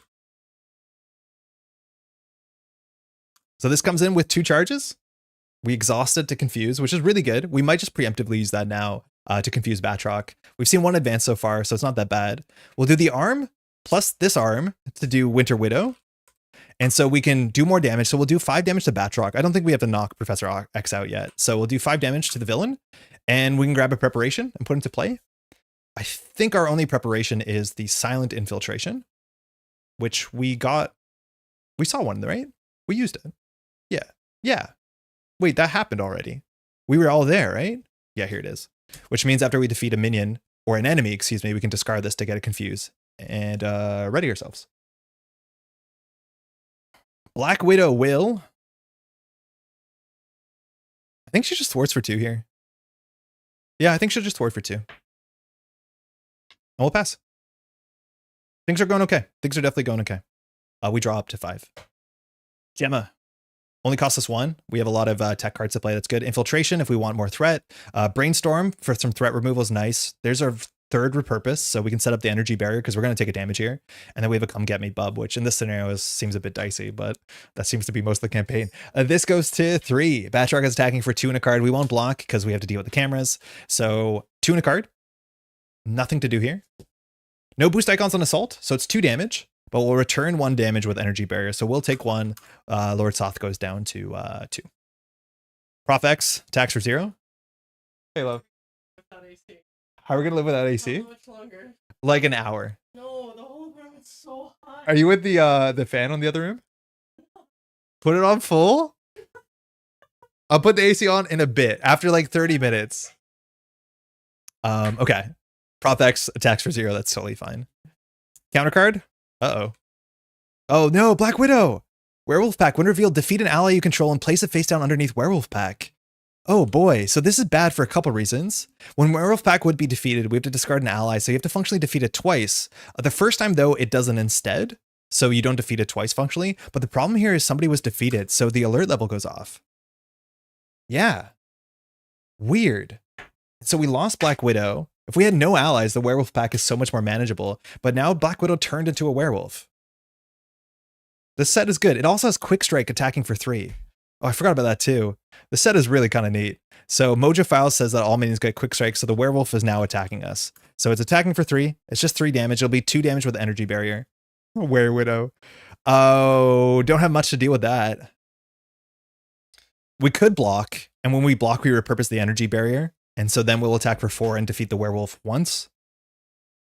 That's not great. If we fully defeat it though, so we can attack for 4, but then we have no way to attack it again. So hopefully Brainstorm draws them to attack card, which that would be the best case. Otherwise we can attack for 2, then attack for 4 that has no breakpoints. So I think we'll actually block here for 2. And so we'll take 1 and we're not going to return it. So we'll just take 1. We're down to 8. Okay. Back to us. Damn Were-Widow. I think we still start with Brainstorm here and just see what happens. I think we're going to name Event because that would be the best case scenario. Name a card type, look at the top card of your deck. I'm going to say Event. We're looking for a big attack. It is an event that's just perfect. That's exactly enough damage. If it's a name type, remove 3 threat from the main scheme. I guess we're advancing. Hold on. It's not a thwart effect. Oh no, it is a thwart effect. We're confused. Piss. It is a thwart effect. So it cancels the whole effect and we don't draw. I forgot that this is a thwart, so we actually can't do this. If that was the case, this was a thwart effect. We knew we were going to do that. I'm not going to block the werewolf because I think we need to be ready. Obviously, we saw that here, but I forgot that this is thwart typed and we need to get rid of the confuse. So we're just going to take the 2 extra damage and then get rid of our confuse and then do the brainstorm. Unfortunately, a bit of a messy retcon there, but we have to do that because I think this is the only way that we get out of defeating the werewolf. So defending, we thought we were going to defend for fun, but we need to defend to get rid of the confuse or not defend to get rid of the confuse. So we'll just take 2 more first. So we're down to 6. Fine. Then we'll confuse, thwart, and then we'll brainstorm. So we name event, we clear this, we advance. Kid can't miss. Well, he technically did. So locate missing persons. This comes in with 3 threat, and this one has a lot of text. So we're going to have to start rescuing people. Luckily, the people we rescue, they help us thwart, which is good because that's a downside of what we're doing. So we're trying to get the nobles out of the cells. This has 3 threat on it. It only gets 1 a turn. 10 means we lose. But when this is emptied, we can decide to go grab somebody. And the more people that we rescue, the better it is for the final scenario, if I'm pretty sure. And then you place 3 threat back on here. And at any point in time when you empty this, you can decide to leave. And then you have to escape and the alert level gets worse. So that's fine. So then, after we do that for Brainstorm, we can place that card on the top or the bottom or draw it. We'll just draw it. Okay. Next, we will repurpose. So repurpose has been really good. We'll discard a tech card that costs 2. So we'll give ourselves +2 attack and we're ready. First attack, we'll attack for 4. So we defeat the werewolf, but the werewolf has text here. Werewolf says when it would be defeated, instead discard an ally and then heal all damage from werewolf back. So it's back at 4 and we functionally did not defeat anything either for alert level or for Winter Soldier's text or for silent infiltration. From here, we'll do cybernetic arm. Actually, we don't need to. Yeah, it's a research generator. It's fine. Are we going to keep any of these cards? We can play Gemma for 1. So we'll play electrical discharge. This just does 5 damage. It defeats the werewolf back. So werewolf back gets defeated properly. So we have a bunch of cascading triggers here. So this is defeated. So this goes to 2. This goes to 1. Silent infiltration can confuse and ready us, which we will. We already have some more confuse on deck, but that's fine. So we're ready. I think that's all our triggers there. We have 2 alert to get down. There's still 3 cameras in the deck. Playing Gemma is like, okay. We get attack for 4 into Prof X, which we don't really have many triggers for that. So we definitely are jumping down here. So we could either clear 2 or we could play Gemma. There's not a lot of tech cards left in our deck. So for the cycle, it'll be good. But currently Leo doesn't do anything. I just want to check our deck, but I don't think we have any tech cards in here. Yeah, they're all spoken for. Yeah. We've always got our armor and our rifle on the bottom. So I don't think we play Gemma. I think we just clear the alert level because that's how we lose. And then we can either attack for 4, which could defeat Batroc, which is kind of wasted because when we defeat Batroc, we remove 6 threat from the main scheme and nobody cares about that. Or we could thwart for 2 to get a missing person, which is like, technically it'll set it to 3, which will go up to 4 on the main, on the villain phase. So we might as well let it go to 2, which lines up with what we're doing. So I think he will just jump down and recover for 3. Hop down, recover for 3. And before we hop down, we'll just pay these 2 to get rid of these. And we'll pass. Draw 6. First, silent infiltration, the second copy. We have our armor, 3 health and steady. Powerful punch, so we can defeat Prof X if we want to. A metal punch for big Prof X damage. A rifle for more damage. And then 1, 2, 3, 4, 5, 6, the power protection to play the powerful punch. But we're probably not going to because we can't. That's 6. Okay. This goes to 2. Oh, wait, Prof X. Hold on. I forgot Prof X thwarts for 3. We should have knocked out Prof X there for sure. Oh my god, yeah, we saw our hand. I need to slow down a bit. The heat's getting to me. I think we should have knocked out Prof X for sure. Because Prof X thwarting for 3 is really, really bad. Okay, asking for a retcon. We're going to go for it. We're going to not recover 3. And instead, we're going to attack Prof X. So Prof X would be defeated because we attacked for 4. So this is discarded, which means this was on 2. Sorry, got to zoom out. This was on 2. No, it was on 1. So we clear it. Sorry, this is a total mess. I need to really slow down a bit. So this clears. And it says when the last threat is removed for this, put 1 rescued captive into play. It's a noble. Comes in with 5 health. Do they come and play exhausted? I think they do, right? Comes in play exhausted. Under any player's control. Then the players may advance to stage 3A. So this goes to 3. Okay. Then we hop down. Perfect. This will be on 1 alert level, which is super acceptable. And this is how we were meant to end our turn. Yeah, I forgot Prof X was actually going to thwart. So that seems a lot better for us. Okay. So now this goes to 4. Batroc is confused. And we draw 1 encounter card. We're going to deck out this turn. This is what the rescue captives do. They're all the same. Rescued captive. Did I spell rescued wrong? Yeah. So they all have 5 health, 1 thwart, 1 attack, but you can always just exhaust them to remove 1 threat from the main scheme, which snowballs really, really bad. I think there's a couple cards that say Batroc attacks them, but otherwise they attack for free technically into minions because the mojo files, but we draw 1 encounter card. Security cameras, love it. So glad that we've been playing around this aggressively. So remove the 1 threat and search because we're alter ego. Hidden reflexes. This is a really cool card. So this has 4 counters on it. 4 leap counters specifically. And it says when Batroc would take any amount of damage, prevent 2 of that damage, and remove a leap counter. We're really not incentivized to do damage to Batroc. It technically is a way to clear this, but it's like, fine. I guess if we have a big attack, we'll do it. The only way to get rid of this is to do at least, well, any amount of damage, right? It doesn't even have to be from an attack. Wow, so Retaliate works. When any amount of damage, prevent 2 of the damage, and remove a counter from here. Okay. So it doesn't matter if we have to, if all the damage is prevented, you still remove a counter. Okay, it's back to us. Slightly messy, but we're getting there. We have nothing to do in alter ego besides recover. Otherwise, we can thwart for 2, which is not a huge priority. This hand has a fair few setup cards, which is nice, but not that many resources. Do you get a captive even? Yeah, what do you mean? If we clear this, we get a captive. Isn't it only when you finish 2B? Oh, we did though, right? Because on the last one, it was at 1, and then we defeated Prof X. We used Bucky Barnes, or sorry, Winter Soldier's ability to clear it. If I did that right?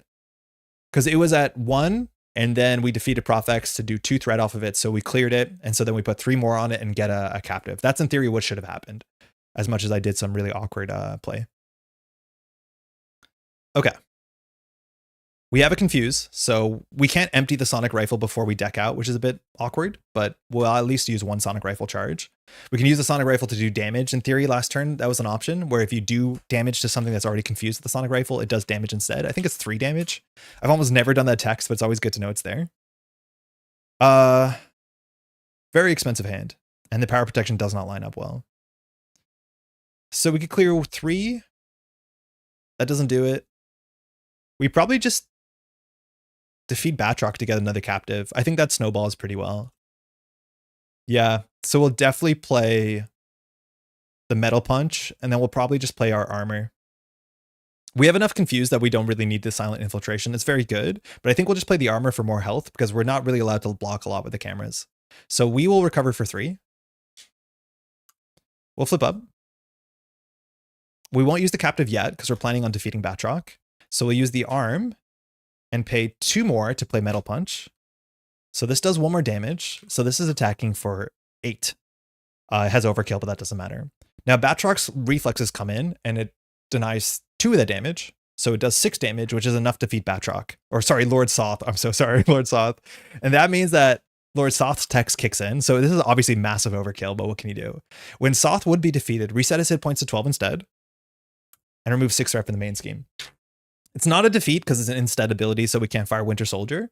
But now we'll get another captive who comes in exhausted, and we'll reset 3 threat onto this scenario, onto the main scheme. We'll immediately exhaust a rescue captive to make it 2. That's what their text is. They're all the same. And then we'll just pitch 2 to play our armor. We're going to draw 2 encounter cards, which is unfortunate, but we have the armor. Oh, we don't have this anymore. So this gets us plus 3 hit points. So we're technically at 14 max hit points, but this brings us to 12, and we have steady. I'm not sure how much stun or confuse there is in this scenario. We'll pass. So now every turn we're getting rid of 2 threat a turn, which is like really quite good. And there was nothing we could grab with Leo. We'll pass. Draw up. Hard Knocks, Safe House, Metal Punch, Nick. Nick is good. That's for sure. We get an encounter card and we draw 1 more, so we have to do a big shuffle. Ooh, we're cooking here in 2 ways. More than 1 way are we cooking. We need 1 more card, right? Yeah. I was so comfortable with the game of Mojos where we had such good hand size. The Amplify was definitely not scaling well into the hand size. The hand size was way better. One time on stream, we did a test shuffle where we put the cards ordered and we put half them face up to see how effective the shuffling was. I think the math says if you do a perfect shuffle like this 7 times, the deck is like super randomized. But I feel like I have to cut it every once in a while just because the top stays at the top, it feels like. Last card, Energy Barrier. That's fine. And it's back to Batroc. This goes to 3. Batroc is attacking for 2 and a card. We will simply not block. So we'll take it 1, 2. 1 boost tag on the Embassy Guard, 3 damage. So we'll just take 3. And then we have to add 1 counter to alert level because we've been spotted.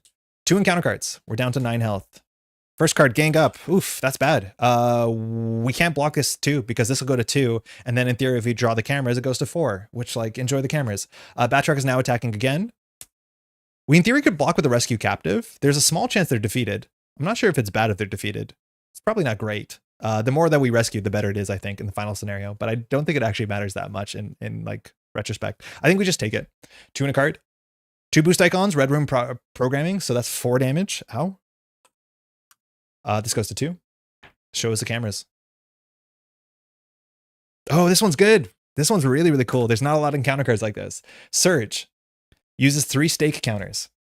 So this is a card that we can attach to ourselves.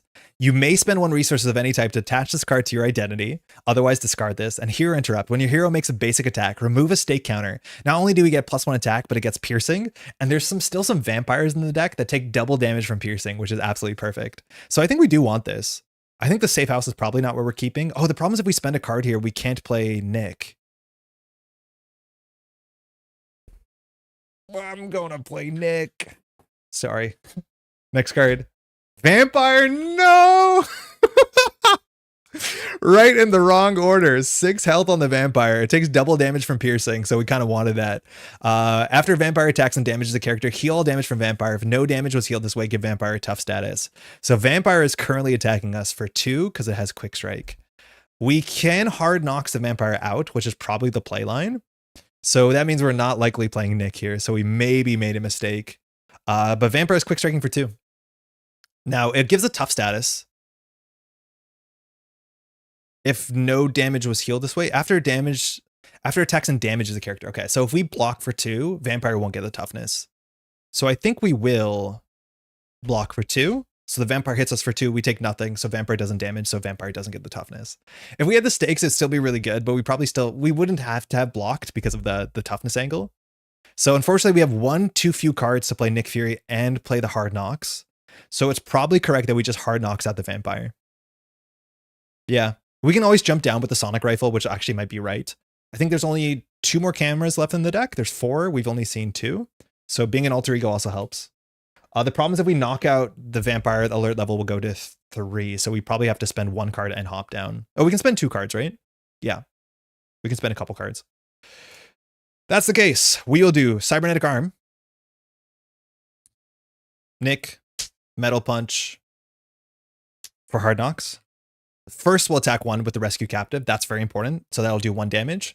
And very importantly, the Mojo file says that allies take 1 fewer consequential when attacking a minion. So the jump scares are bad, but at least we can fight back. That means hard knocks does 5 damage, and that will knock out the vampire. So this goes down to 1 from 3. This goes down or goes up, and we get a toughness. Was this on 3? Shouldn't it have been on 4?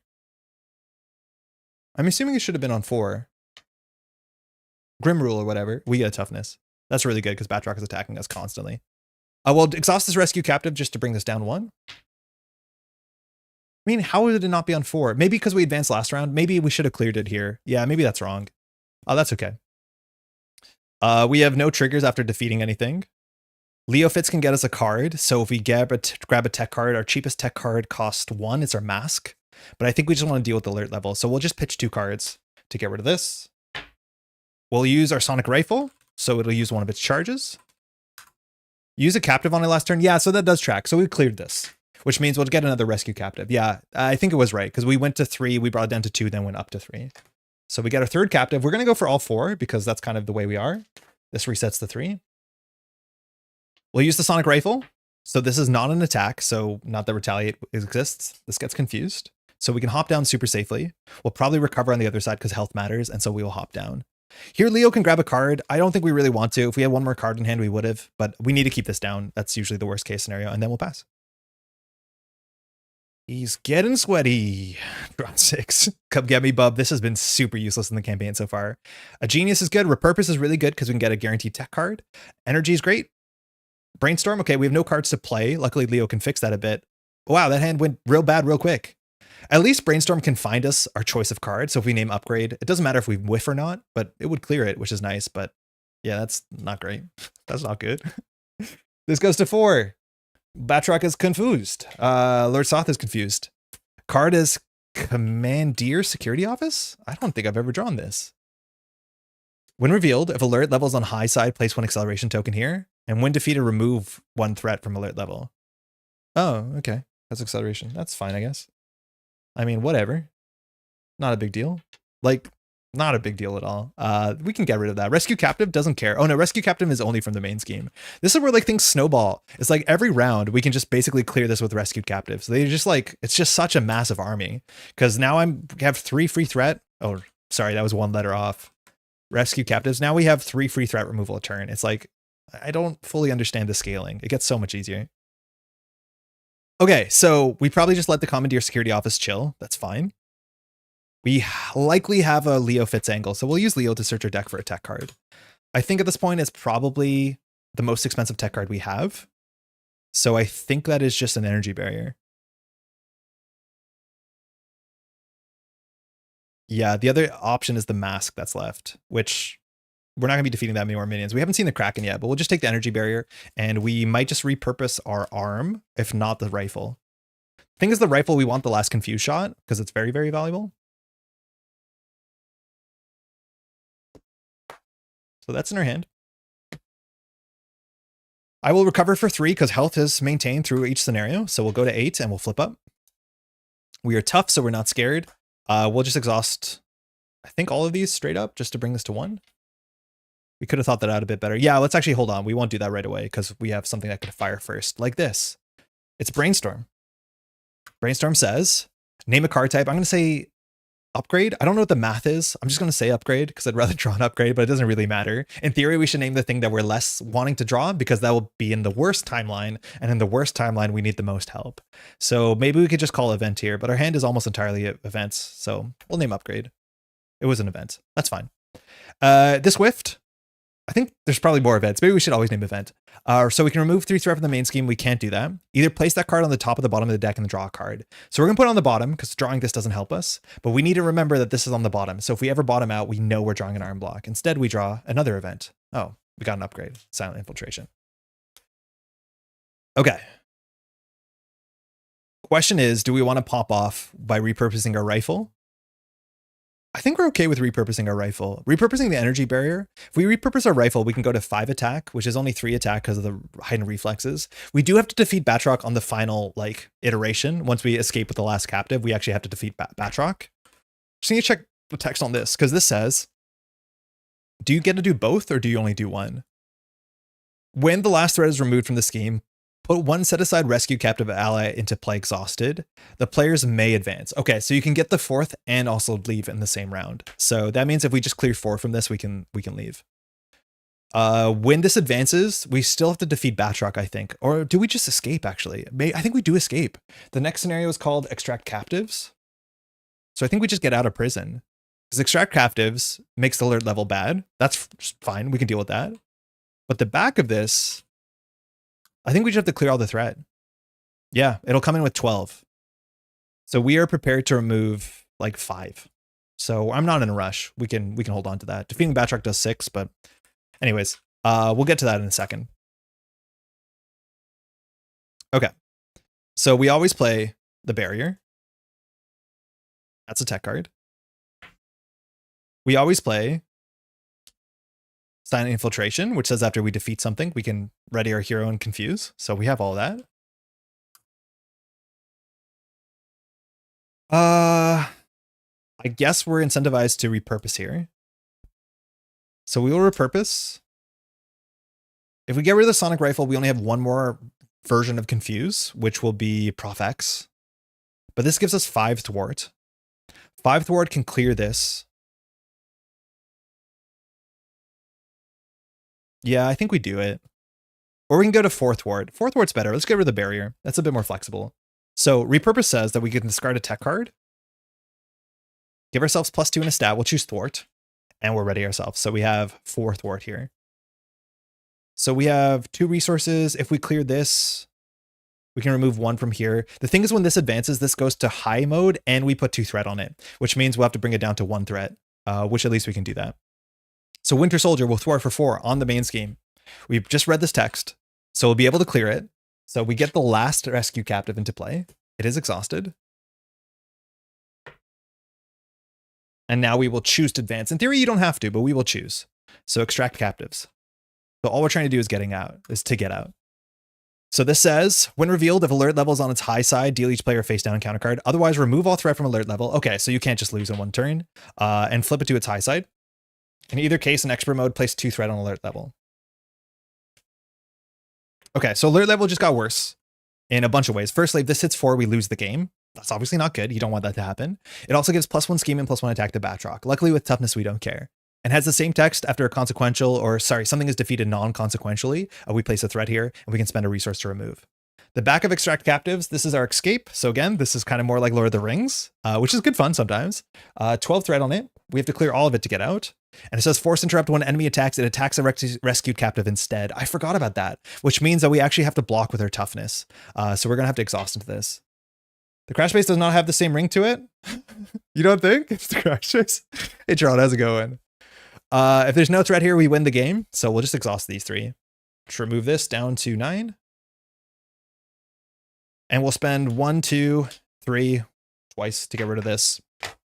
And we'll use the Sonic Rifle before something bad happens. And we'll go ahead and we'll confuse Batroc. This sucks, because if we get the cameras, we're going to have to exhaust to block because we have to protect the captives. We probably could just let captive get defeated. It's not that bad. But exhausting means if we draw cameras, we're going to add more threat to alert level, which adds 3 threat, which actually means we lose. This is what I don't get, okay? Hold on. This is my doomering about this cameras thing, okay? This is like, I don't get it. I fully don't get this. This is security cameras, okay? So there's 2 more in the deck. It's the most common encounter card. So security cameras. What's going to happen? Is this going to go up to 11, which is fine. And then Batroc's going to attack. We have to block. Otherwise, we're going to lose one of our captives. Not guaranteed, but likely. Losing a captive is okay. We don't need all 4 of them. The vibe that they're expendable doesn't sit well with me, but we could let one of them go. But say that we don't, and say that we exhaust to block one of our captives. Then if we draw this, firstly, after Batroc attacks, this will go up to 1. Now, if we draw this, for each character you control, choose to either exhaust the character or place 1 threat on alert level, 2 threat instead of alert levels on its high side. So that means this has to immediately go down to up to 3. Like, if this is on 2, we just like straight up lose the game if we draw the cameras and we block. It's like so frustrating on solo. And if we get Surge, because we're playing on Expert or we decked out, and then we got another attack, we also just lose the game. Like, I don't understand it. Why is there a card that just says put 2 threat, which is half the threat to lose the game, in exactly a phase where you can't interact with it? Anyways, thanks for coming to my TED Talk. Yeah, it's a crash base. I think it sounds pretty okay. Anyways, we'll pass. We'll drop. Unfortunately, we have to block one of these captives. We might just let them go. I've never done it, but it feels bad. Jocasta, come get me, bub. Our rifle. Prof X, who's reasonable. Repurpose, which we have a tech card. We always have our arm, and then we'll get ready to see what happens. This goes up 2 because of acceleration. So this goes up to 9 to 11. Clearly, the captive must die. I mean, it's probably the text. If they die, for what it's worth, the threat goes up anyways. Like, alert level doesn't care. It says if something is defeated, the alert level goes up. So I'm honestly going to let one of the captives die because I'm not going to lose to the damn camera thing. So Batroc is attacking for 3 in a card. So we need this to be very low boost. I'm not super familiar with the boost levels on these cards. Notably, also, Extract Captive says only when Batroc attacks or everybody. Extract Captive says when an enemy attacks. So even if we draw like a minion, it's going to attack the captives. That's unfortunate. So sorry, Batroc is attacking for 3 in a card. I'm going to let a captive go. I don't care. 1, 2, 3, 4, 5, leaping kick. It defeats a captive. So we put 2 here. And this captive is removed. I mean, I don't feel great about it, but what can we do? Maybe the campaign will punish us for not getting all the rescue captives. I'm not 100% sure. The campaign in Shield barely rewards you, if you ask me, for getting captives. It saves you like 2 resources. So I don't know. They still have good techs because they remove 3 threat. So maybe that's like what's worth it on its own. Show me a camera. Oh my gosh.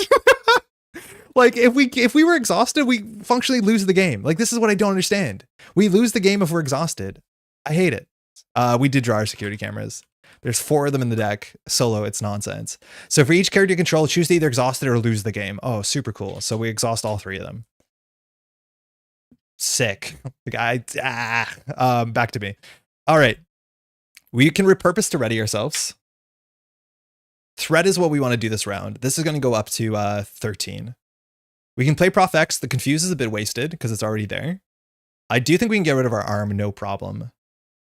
The cool thing is about if we play arm block with Jocasta, 1 arm block's on the bottom of the deck. Oh, we have no arm blocks here. So actually Jocasta's not that good. So what do we do here? This is our only tech card. So we can repurpose it, we can ready, we can thwart for 3, which can clear this, which can clear this. That's the best we have. We can jump down, no problem. Prof X is worth 3 threat. It's not that good. I don't think there's a tech card we can get that's that much better. So we probably play Prof X and then just chump block with Prof X. But if we chump block with Prof X, the alert level goes up 2 anyways. So we probably shouldn't be chump blocking. Oh, sorry, the toughness should have. No, we didn't block. We still have the toughness. At least there's only one camera left in like this many cards. So I'm not super worried about blocking at this point. But I mean, just losing the game is not a great spot to be in if you just draw the wrong encounter card. Okay. We'll repurpose our arm. So we'll get rid of our tech card to ready ourselves. We get +1. We're going to choose Thwart on this round. Attacking into the heightened reflexes does not seem to be worth our time. And we will just Thwart 3. I think we'll do with the Commandeer, the security office, because it kind of gets us 2 value. Because not only do we clear the acceleration, which is worth something, but the best part is that when we clear this, we can remove 1 threat from alert level. So we'll clear this. Okay. Then I think we'll just play Prof X for 3. Coming in. We can't use any of Prof X's text because none of it actually makes sense on this board state. We can't ready an X-Men. We can't stun a minion. We can't confuse an already confused villain. So we'll just use Prof X to thwart 3, bringing us down from, man, I should really do base 5. This is 11. So 11 goes down to 8. And Prof X is exhausted. We'll hop down. Down here, we'll probably recover next round.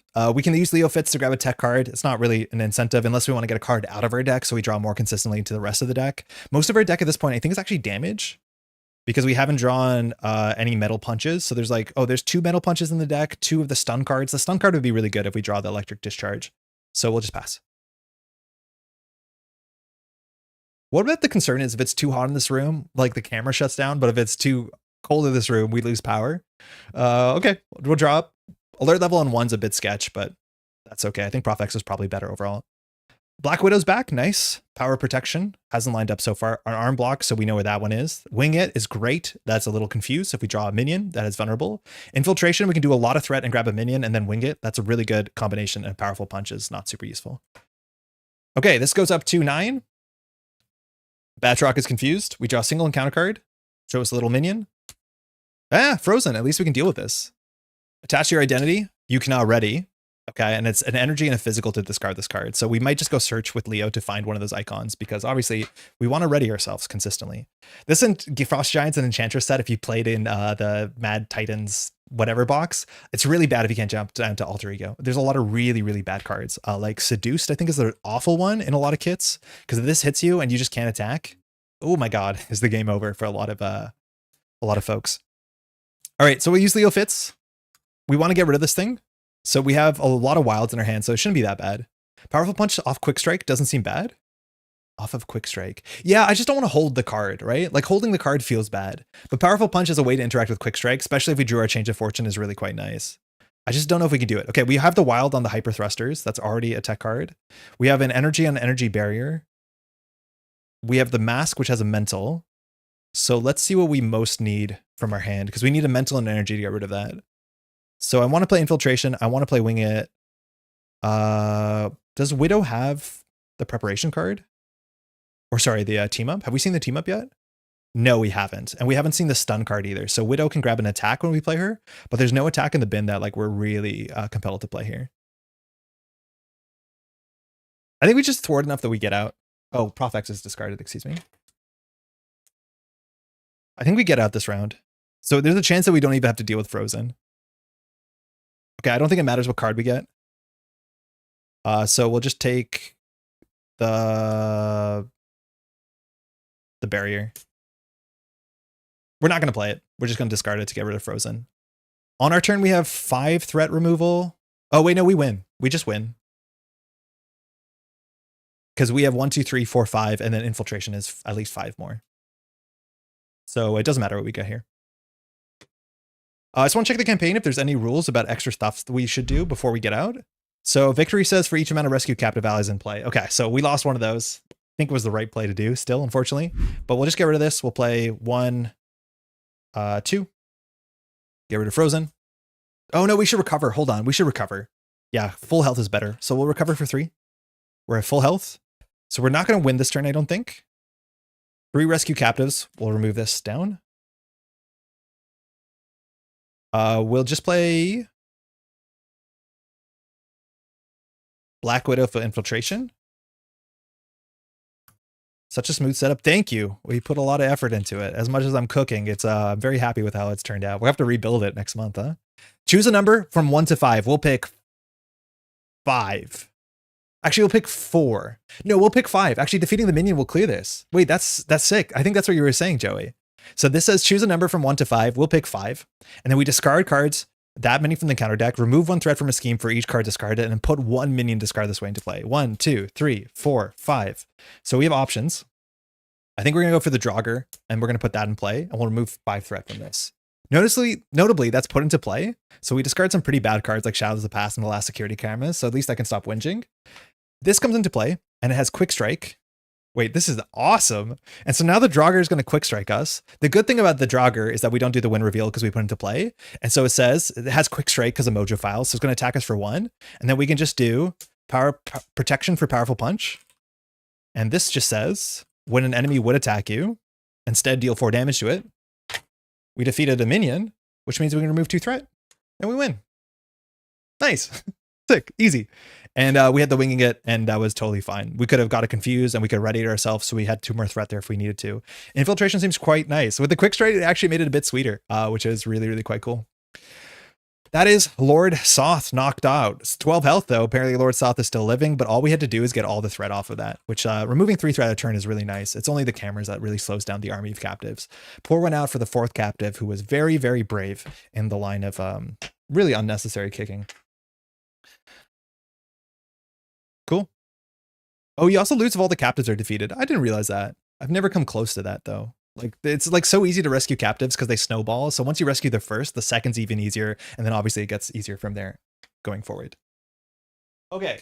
We're checking. It's 5:43. Chat, do you think we can do Magneto? I'm worried that Magneto is going to be another hour and a half. So what's going to happen, unfortunately, is we're not going to be able to finish the campaign today. But that's okay. Because what I promised to do is that I will record Magneto, and we'll get Magneto up as soon as Monday, maybe a week after that. But we'll finish this campaign in video. Unfortunately, with the air conditioning situation, the fact that it's already 6 o'clock, Magneto's probably going to take another hour and a half, but we are fully set up. Let's just read the campaign together so we know exactly where we're starting and where we're ending. I'm actually really kind of worried about Magneto because it seems really difficult because there's a lot of luck to defeating Magneto, it seems. So we found the egg is grabbed, and then the phallic main tower smashes into the sky. Scenario 3 is Acererak. Hold on. Villain name Acererak. Acererak. Excuse me, I've been saying it wrong.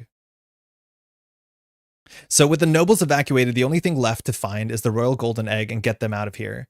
As the group of adventurers traverse deeper into the castle, behind 2 golden doors, they find the treasure room. Many priceless artifacts on display, and at the very back of the room, in the latest addition to this collection, the royal golden egg.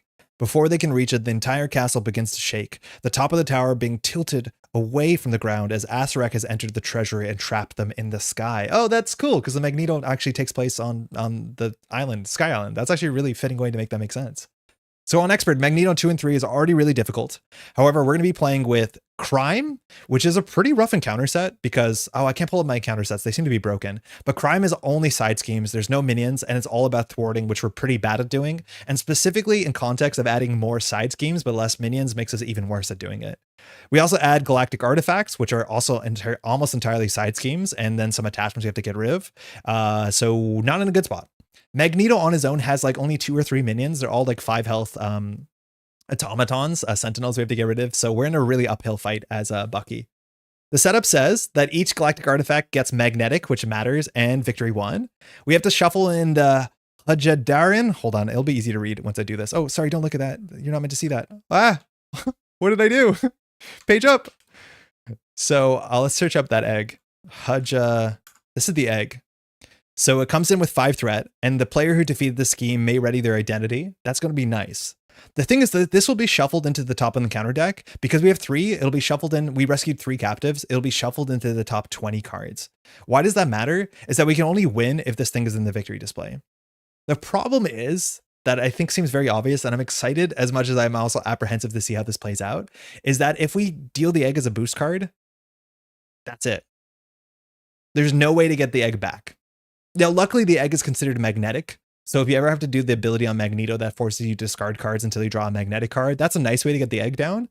But honestly, having the egg 20 cards down versus 15 cards down versus 30 cards down, in context of Magneto taking a while to beat up, I don't honestly think that matters. Like, that's not a really good payoff here. The biggest issue is that if the egg enters the discard pile, we have to cycle through the whole damn deck, which, like, I don't know how to emotionally deal with that because there's no way to get the egg. Oh, we're also at full health. I forgot about that. That's pretty cool. The players win the campaign if they defeat Acererak with the egg in the victory display. Set each player's hit points, and then we can add acceleration. Cool. So we'll deal with that off camera and we'll upload that onto the channel. But yeah, the biggest issue is that that egg hits a discard pile. I think we're super cooked. We can't change our deck. So like playing Infiltration is a bit of a liability because if this discards the egg, GG, we have to cycle the whole villain deck again and we can't win the game.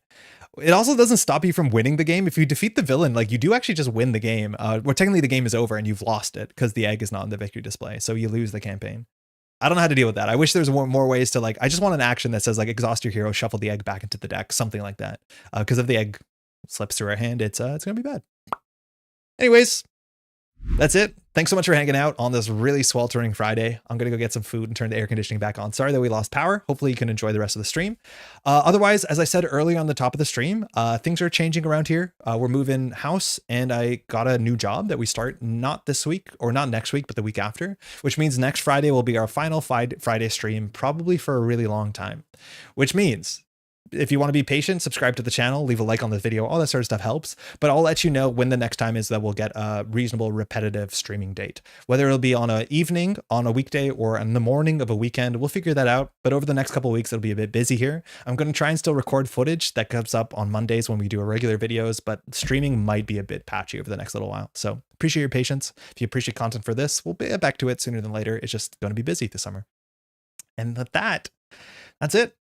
We'll be back on Monday. I've already recorded a War Machine video in playing Aggression. It's a Winter Soldier-esque deck, so that'll be up. If not, we'll replace it with the finale of this, which I will hopefully record this weekend if all things go well. Thanks so much for watching. Enjoy your summer. Thank you, Joey. We'll be back next Friday. That'll be our last Friday for a bit, so hopefully we'll see you all there. Thanks so much for hanging out. We'll see you in the next one. Ciao, y'all. It's real warm. Where's my mouse gone? Oh my God, I need the AC on.